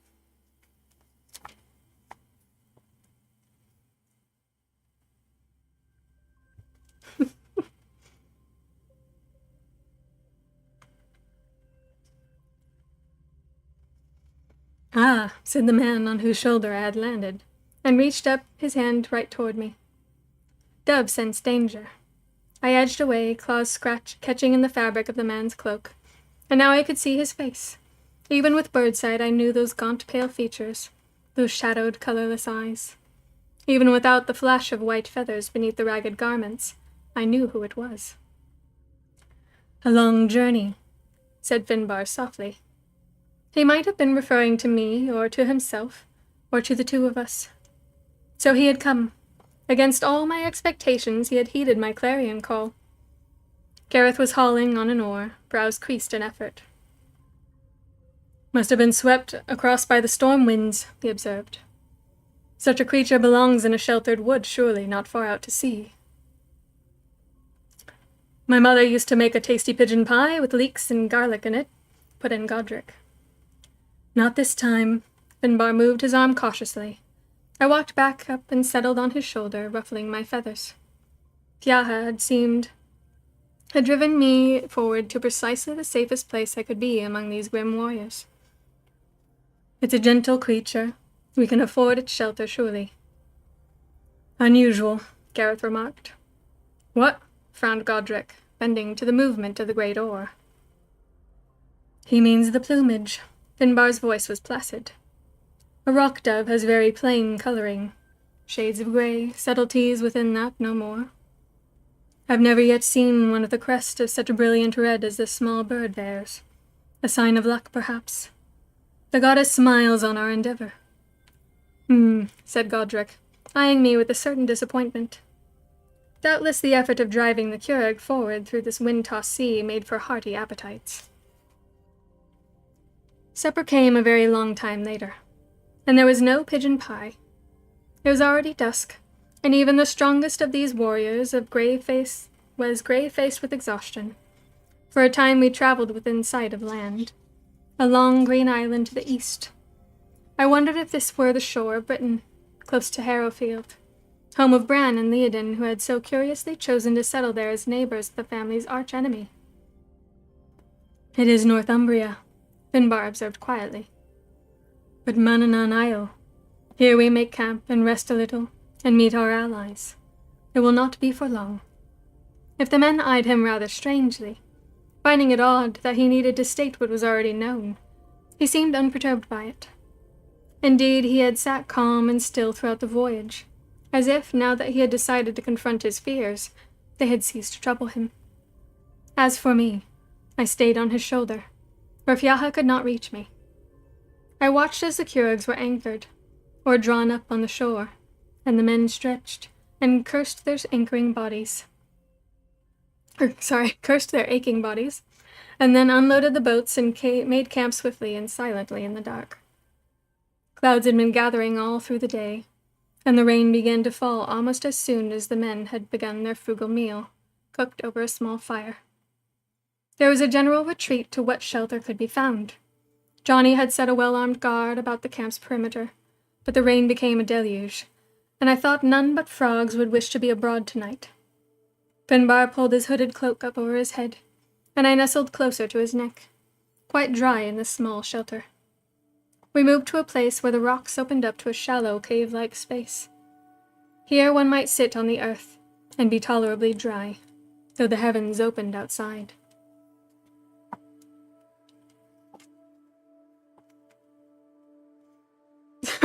What? You're as full as a banana. I have never heard of that turn of phrase. That's funny.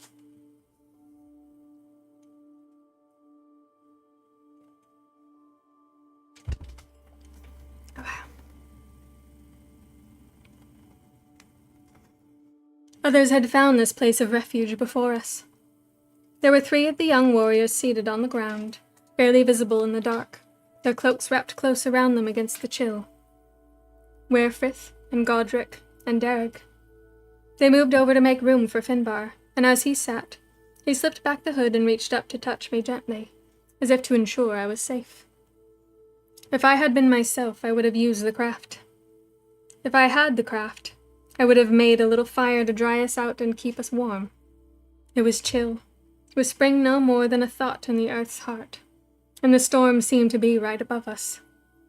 The part of me that was dove was scared of the dark, feeling the wrongness of being out in it, awake, and so close to humankind. That fear made me tremble. It made me move my feet restlessly on Finbar's shoulder, longing for a safe place to sleep, hidden amid the thick branching twigs of a great tree, or in the crannies and crevices of a rocky hillside. Back in Kerry in the sunshine, under the standing stones, pecking for crumbs left by children as they sat and shared their small repast. That was where a dove should be, not here. For a little the rain abated, and a faint glow of moonlight entered our narrow shelter. "There," said Finbar in a whisper. "No need to be frightened. You're all safe now and among friends."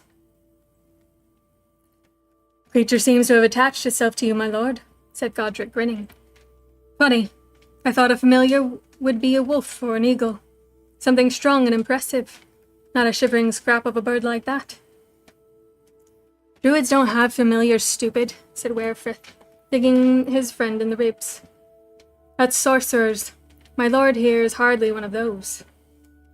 Derek wasn't talking, just watching very closely, with a little frown on his brow.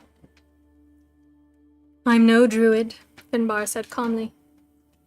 "My brother accompanies Sean of Seven Waters on this venture.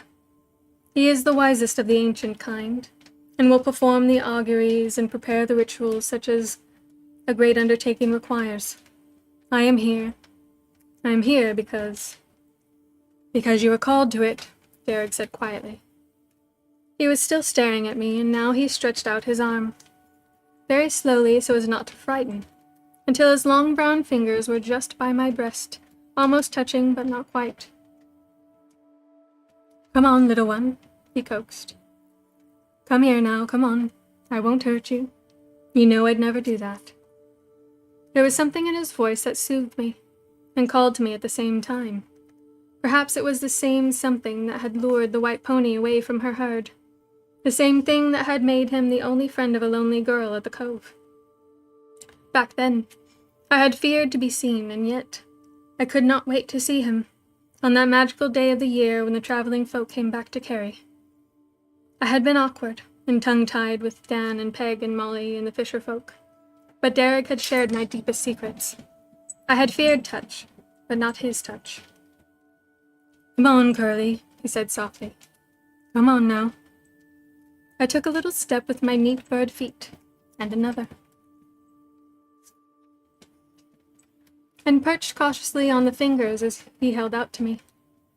Then I felt the warmth of his hand beneath me, holding me safe as he stroked my head with one finger, and I heard his voice, no more than a whisper. That's it, small one." "Curly?" queried Werefrith. "What sort of a name is that?" "It suits her," said Derrig, his voice held very quiet. "See, she's got a little tuft of red feathers on her head, all curling round." "Her?" Godric raised his brows. "Undoubtedly her," Finbar said. "Now we'd best try to rest, for I understand that we have but one day to assemble, and then we shall all be extremely busy for a while. This may not be comfortable, but at least it's dry." Once before I had slept in Derrick's arms, and wished that might never wake. Now as I nestled warm between his cupped hands, so close to his cheek that I could feel his steady breathing ruffling my feathers, I wished something different. This strange night was an unexpected gift. For I had thought our last parting over when he turned away from me, in the darkness of Innisida. A gift then to be so near, to feel his careful touch and share his innocent sleep. But I wished I was a girl again, and the others gone. There was a longing in me that near shattered my small heart, that I could reach out and take him in my arms, that I could give back the same gentleness he bestowed so generously, never thinking of himself. I wished I had a woman's voice and not a bird's, so that I could whisper in his ear. I would tell him.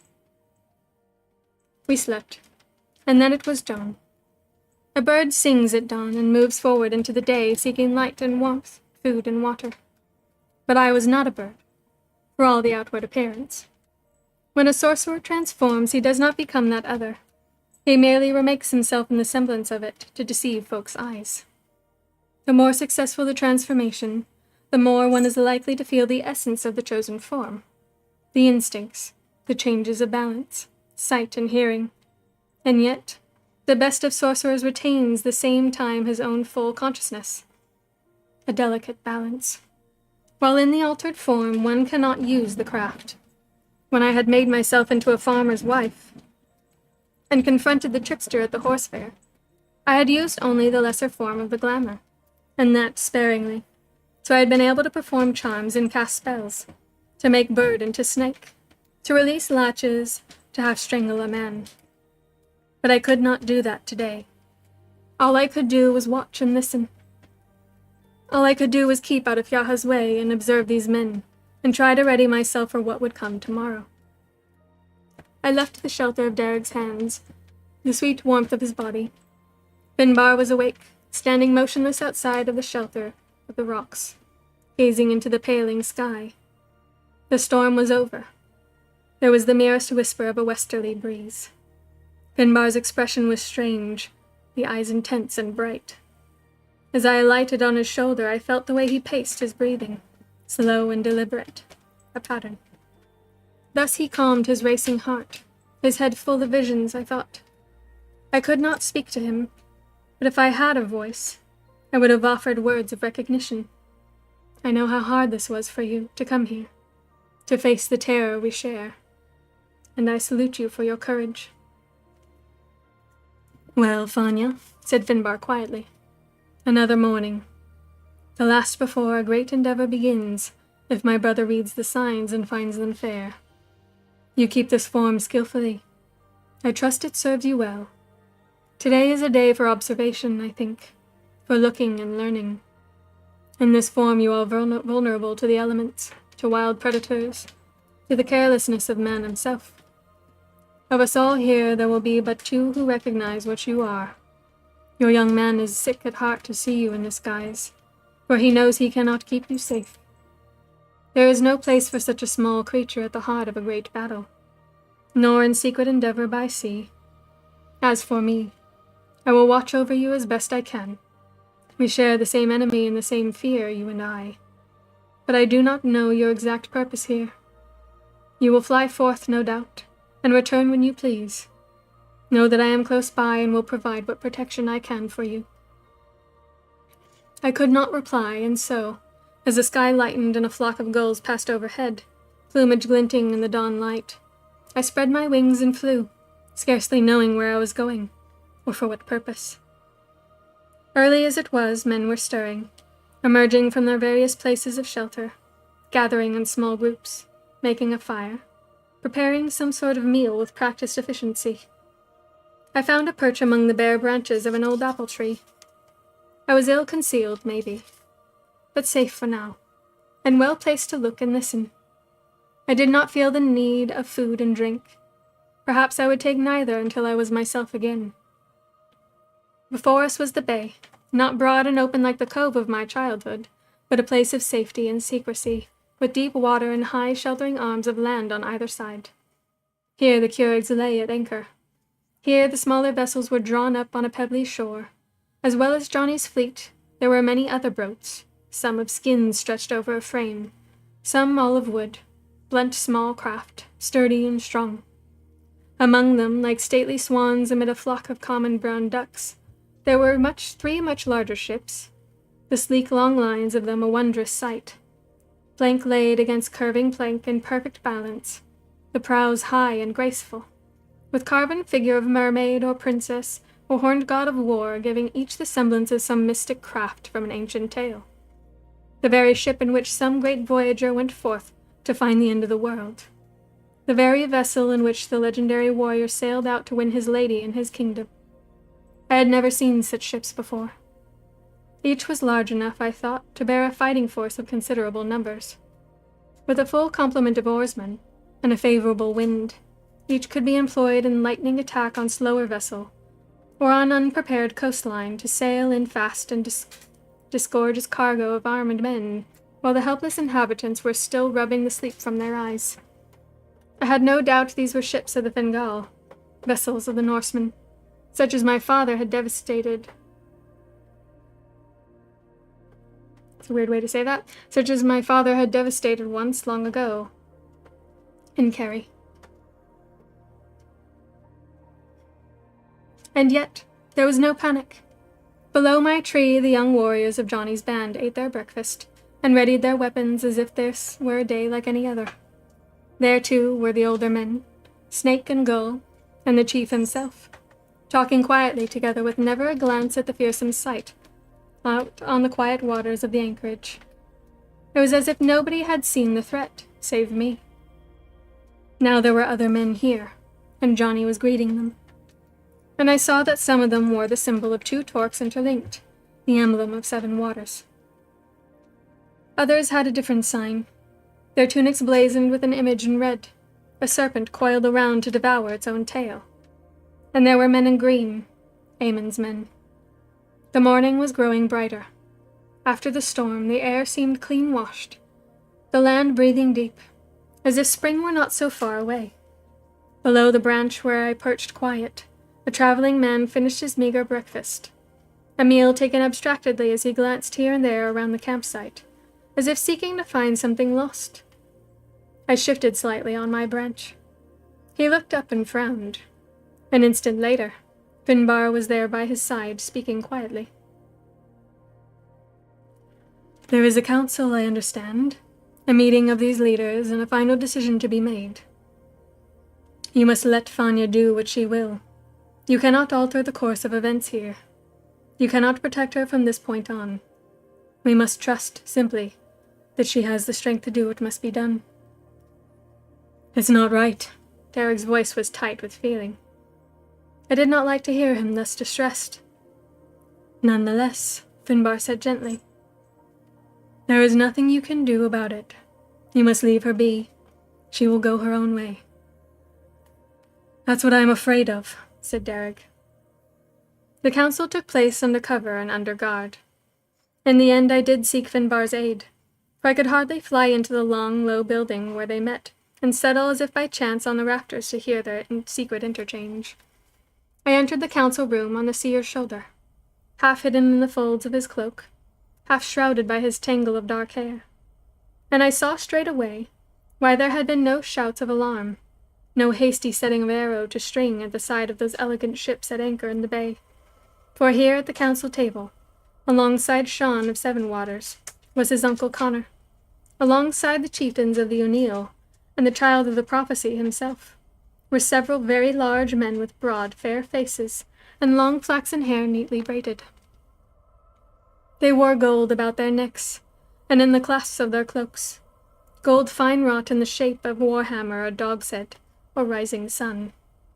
They were leaders of the Fingal, the very Viking warlords who had raided and plundered the coastlines of Erin and Britain alike for long years.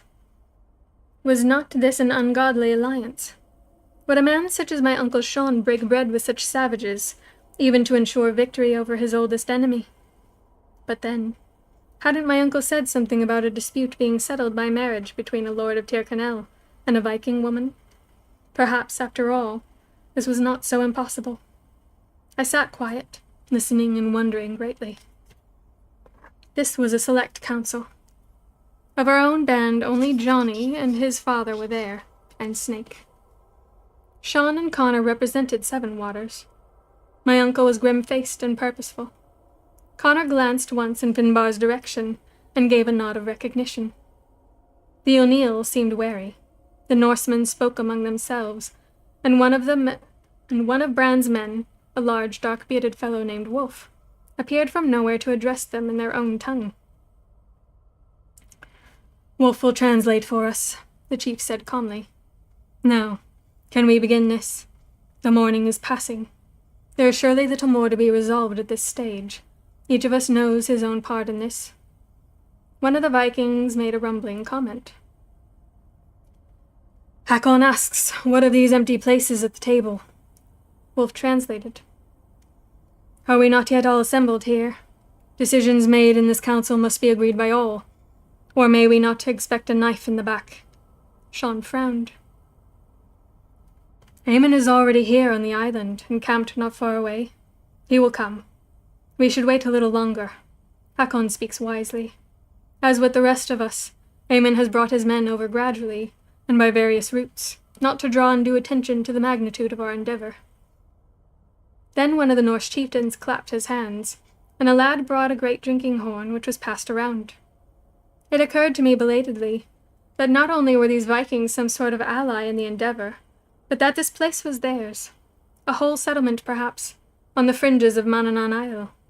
Someone had struck a very useful bargain here. It was clear I had a great deal to learn about warfare. There was a stir at the entry, and 3 men came in, men in green. I watched as Aemon stalked across the room to take his place at the council table. His men settled themselves on his left and his right, as if to separate him from the others. He looked up and across the table, and straight into the steady grey eyes of Bran of Harrowfield. "Well, well, well," said Aemon affably, smiling. "'Tis been a long time. How is your charming wife? A girl of unique talents, I always thought." The chief did not reply. Instead, his gaze swept over Aemon as if he did not exist. He turned toward Sean and Connor. "Time passes swiftly," he said. "Let us make our decision and move on." "We are all assembled," said Sean gravely. "At this meeting, we confirm our plan of action and renew our pledge to support one another in this alliance. My uncle, the Archdruid, will perform the augury, and if the goddess smiles on us, tomorrow's dawn will witness the enactment of our strategy. A great victory must surely follow." He glanced at Johnny. "My nephew leads this campaign. Johnny is heir to Seven Waters. He is at the same time born to Harrowfield, the British estate of my father. The prophecy which has guided us toward this final encounter names such a one as the leader ordained to carry us forward to victory. In Johnny is born the child of the prophecy. In him we witness the fulfillment of the old truth. He is the shining light which guides us forward to triumph over Northwoods.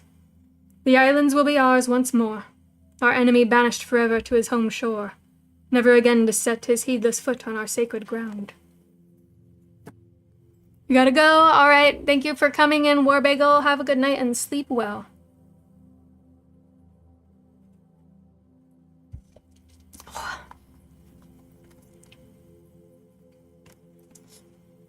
You guys falling asleep? I know it's getting late. I'm probably gonna just get through I might not even be able to make it through this whole meeting. My voice is already, it's like on the edge, you know? Has been a couple of hours since we started, though.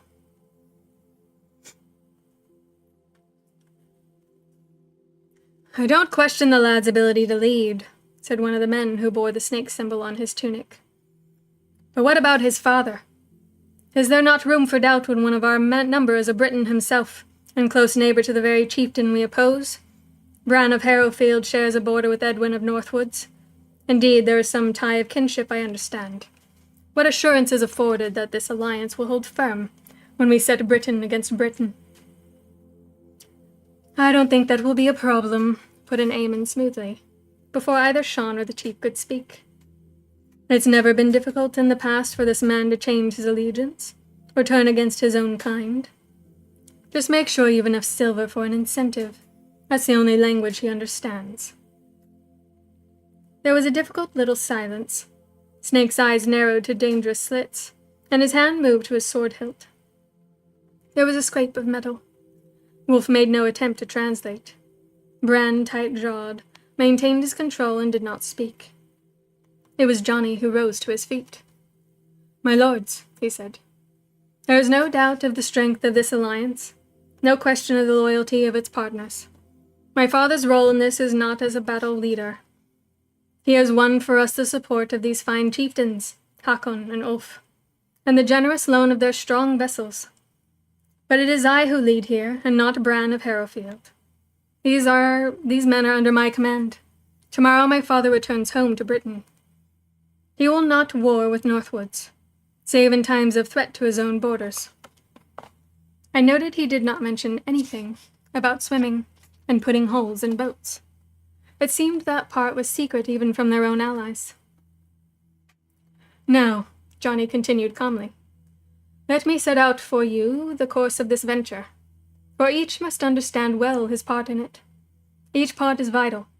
Each part is separate until the end and must be carried out independently and precisely. Each of you is responsible for his own forces. Without trust, this great venture is doomed to failure." There were murmurs and rumbles of assent around the table. Eamon wore a crooked smile. The chief was impassive. "If the goddess wills," said Johnny, "the venture commences this very night. At dawn we must be in position to strike."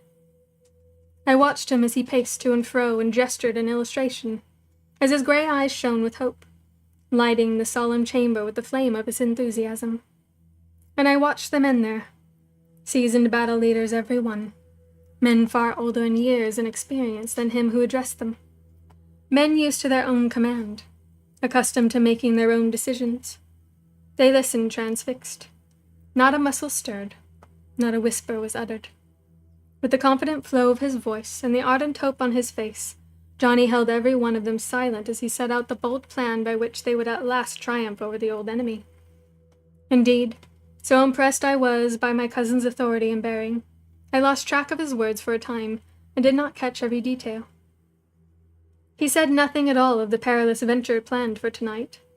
He did not tell them the small boat would sail across after dark and lower into the icy grip of the sea, a very special group of 5 men including both himself and Bran of Harrowfield. Perhaps his father would not set foot on the islands. Perhaps he would not actually be seen with a sword in his hand, facing up to Edwin of Northwoods. But he most certainly intended to help sink the 5 vessels of Northwood's fleet this very night. I knew that, but it became plain none of these men were to be told. Johnny simply said one boat would go in first, and if all seemed well, a signal would be given. A red flag to advance. Before dawn, the 3 great ships of the Fingal would be in place, crewed not by Viking warriors, but our own men, the men of 7 Waters and Avenis Isla, the warriors of the Oonagh and the forces of Shidúv and Glencarna, the men in green. The sun would come up, and the Britons would rise from their beds unsuspecting.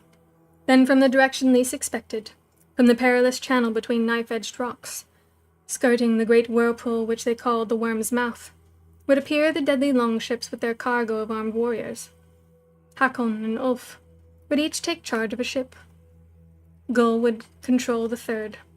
Their skill would guide these craft through waterways hitherto thought impossible. They would go in swiftly, attacking the Britons fiercely before they could mount a defense.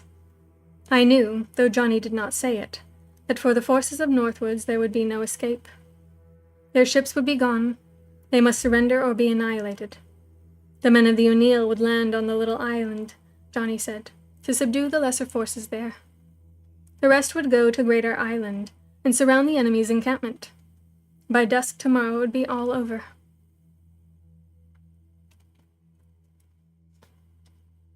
Johnny's exposition drew to a close, and as one the men rose and moved from the table, and with gripping of hands and clasping of shoulders, and with fierce grins and fighting words, the strange allies of this venture confirmed the commitment to one another.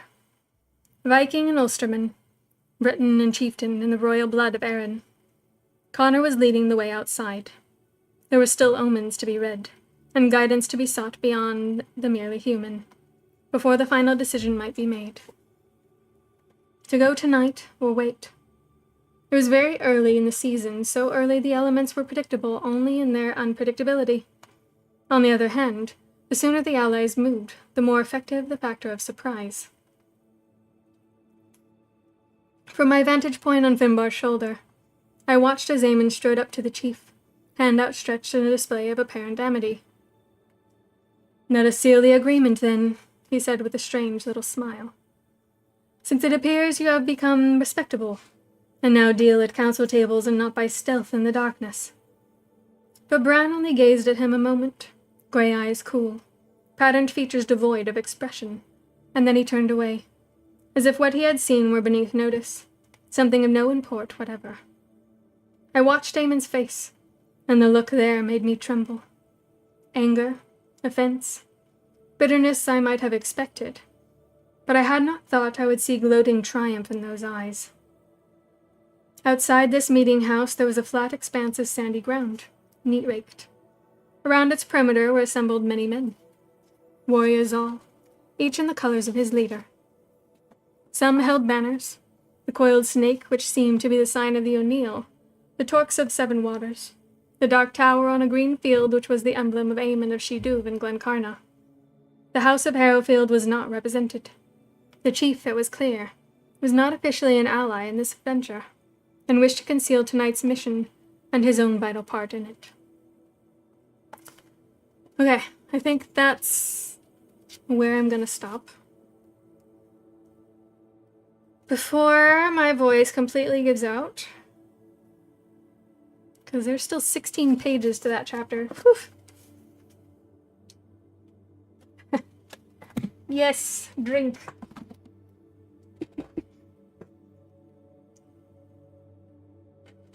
Thank you, Phil, for the heart.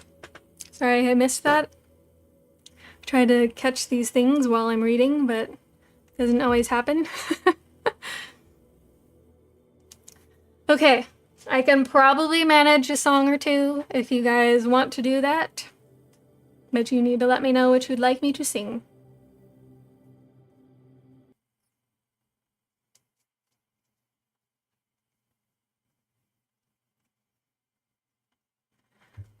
And then I'm gonna put ice packs all over me. Thank you for the share, Phil. I need to be out for the night. That's okay, Frost. Thank you for coming in. Please get lots of rest, and I hope you have a good work day tomorrow. You want Anne Bonny, Tyson? Okay. It's quickly becoming a favorite around here, huh? Okay, we can do Anne Bonny. Have I learned anything new? Not to the ones that you've given me.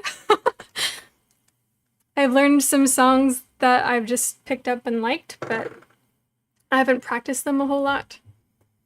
And not all of them are really shanties or tavern specific.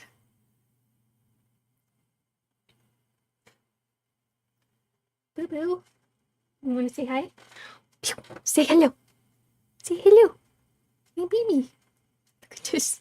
Look at this grumpy boy. So grumpy. So grumpy. Look at you.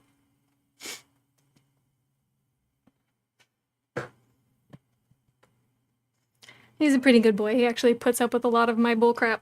Huh. You put up with it. Alright, we'll do Anne Bonny.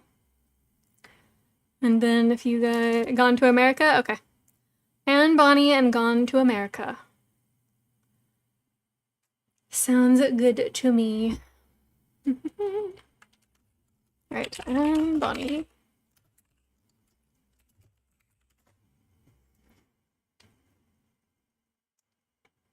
Alrighty. I'll turn it down a smidge. Okay. Is Maddie in here? Or did he pass out? Or he's too busy editing his smut in his novel. Alright. Anne Bonny, here we go. Oh, I'll tell you a tale of a pirate queen, a she-wolf who reigned the Caribbean Sea, with a pistol ready and a cutlass keen, the villainous, infamous Anne Bonny. Born in Ireland scandalously, bastard daughter to a prosperous lawyer, shunned suitor in society for the love of a pirate boy. So Calico Jack and our Anne Bonny, passion lovers, villainous plunderers, sailed off for a life of piracy on a ship, the Revenge, ahoy!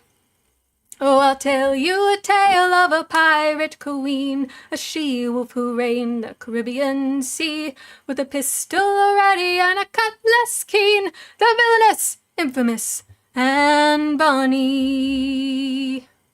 But this was the 18th century, where men made knives and women made wives, so Anne disguised herself to be a deadly pirate boy.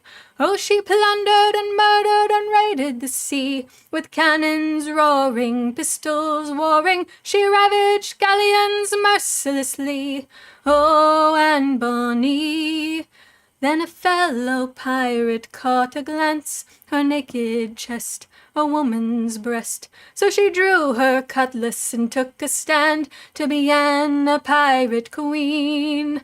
Oh, I'll tell you a tale of a pirate queen, a she-wolf who reigned the Caribbean Sea, with a pistol ready and a cutlass keen, the villainous, infamous Anne Bonny. And that's when Anne met Mary Read, a pirate siren, female tyrant. Together they terrorized the sea, a buccaneering team. Oh, they plundered and murdered and raided the sea, with cannons roaring, pistols warring. They ravaged galleons mercilessly, Anne and Mary Read. On October 1720, gold they struck, so the boys got drunk. An easy opportunity for a ship of British Marines. Anne and Mary fought alone, with cutlass flying, pistols firing. They fought hard for their ocean throne, but lost their victory. And so the crew were captured, thrown in prison, death by hanging. But Anne Bonny was pardoned, for her belly held a child. So she paid her Jack a visit, and this she said, with no tear shed: "If you had fought like a man, you wouldn't be about to die like a dog." And she turned on her heel and walked out the door and vanished into legend.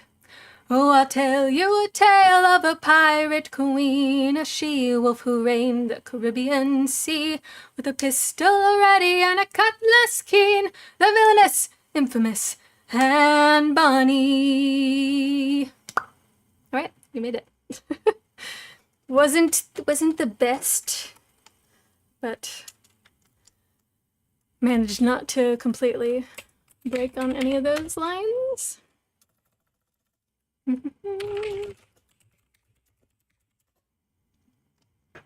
Alright, Gone to America by Steel Ice Band. By request of the bear. Those are the wrong lyrics again.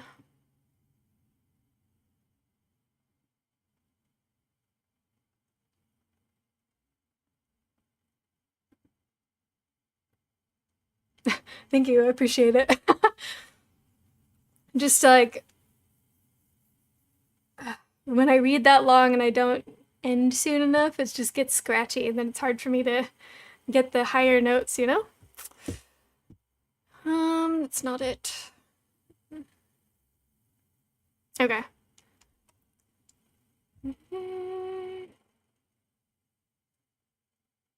I feel like these are wrong. Maybe I'm just being crazy.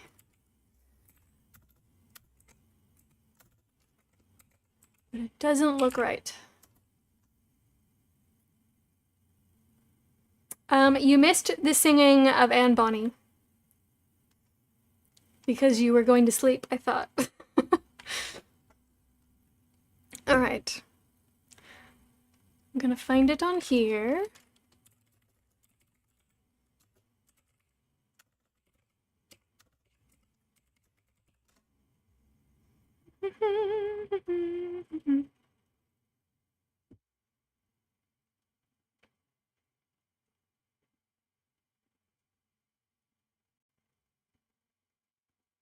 Okay. Here we go. So now we're gonna sing Gone to America. Gone to America. Gosh. By Steel Eye Span. You heard the tail end of it? All right. Well, we're gonna do this one too. It's rather short, so it won't take too long, but it's a good one. All right. Married him in April, lost him in July. Listen to my story and I'll tell you why.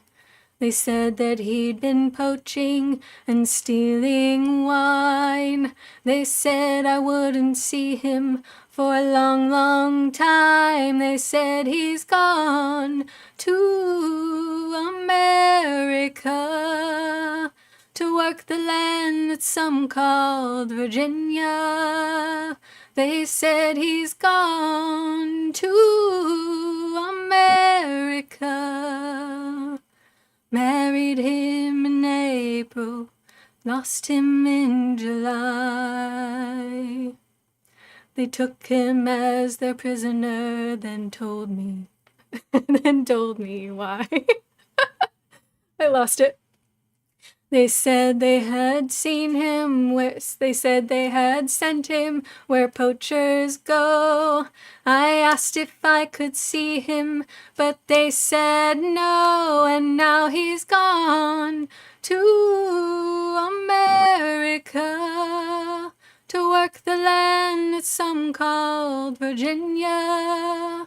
They said he's gone to America. Married him in April, lost him in July. Curse the men who took him, curse their wicked lie. The night they saw him poaching and stealing wine was the night he took comfort in these arms of mine. And now he's gone to America to work the land that some called Virginia. They said he's gone to America. Married him in April, lost him in July. That was it. See? Short and sweet. I got too low in the middle there.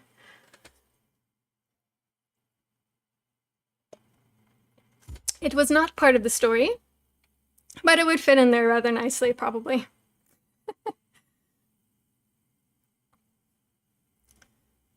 You are welcome, Bear. Sorry, I messed it up today. But we have good days and bad days for the singing. I'm not an actual singer, so I don't know the proper ways to prepare my voice for these things. So it's kind of like a gamble.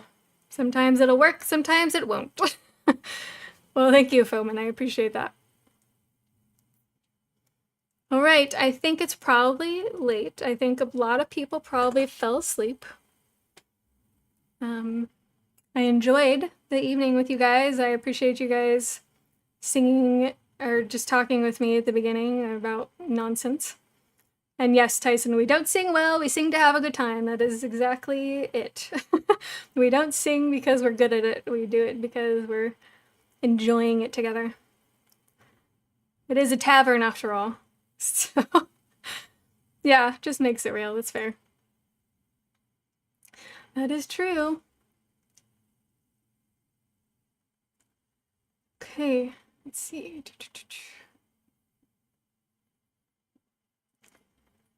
All right, you guys. I think we can end here.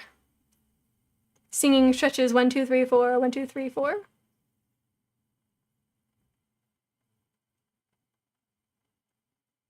Like, do you do it in like a different cadence? Are those the arpeggios or whatever? I don't know. Again, not a professional singer, so I don't know these things. I think I sang in choir in like elementary school and then left it at that.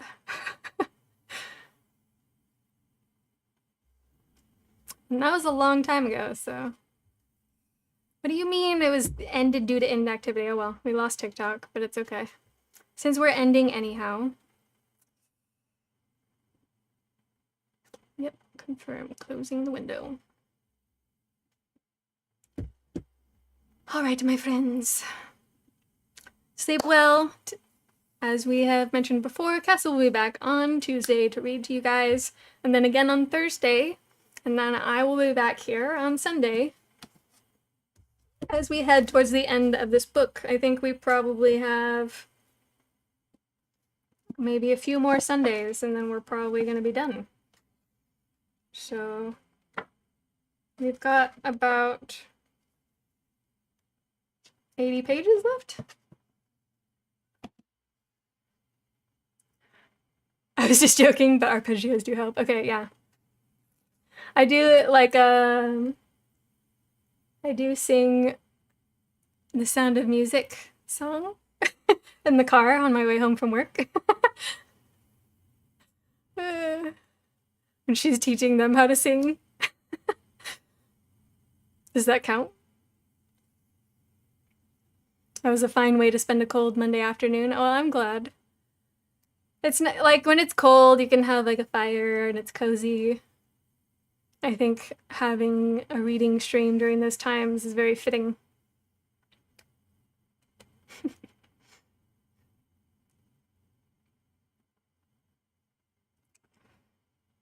But yeah, I think we lost a lot of people to sleep. I came on too late. That was my fault. I came on very late. But to be fair, because my brain has been so weird, when Castle woke me up, I thought it was like maybe noon, maybe 1. It was like 5 p.m. I don't know what's wrong with me. I don't know why I've been sleeping so much. But I'm gonna try to figure that out. There's a beer version of the Sound of Music Do Re Mi song. Is there? I want to look it up now. Let's see.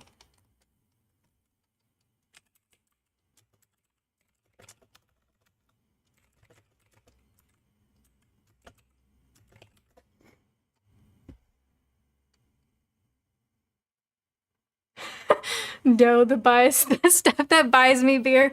That's that's funny. That's good.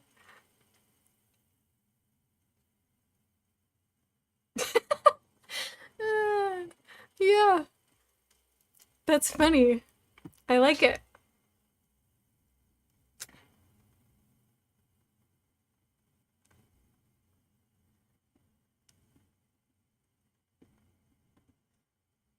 That's hilarious. Maybe we can have Castle sing it.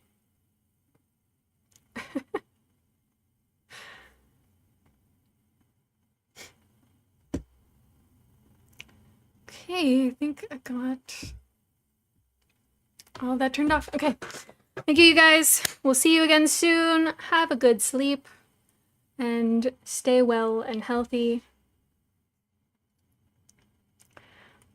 My fiance had just gone home when you started streaming. Tonight was date night, so I would have missed it if you started earlier. Well, that's fair.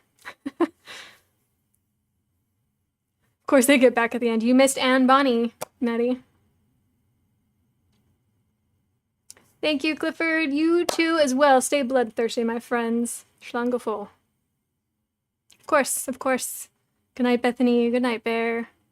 Maddie, no. Oh, you missed it. Que triste. All right. I love you guys. I'll see you again soon. Buenas noches.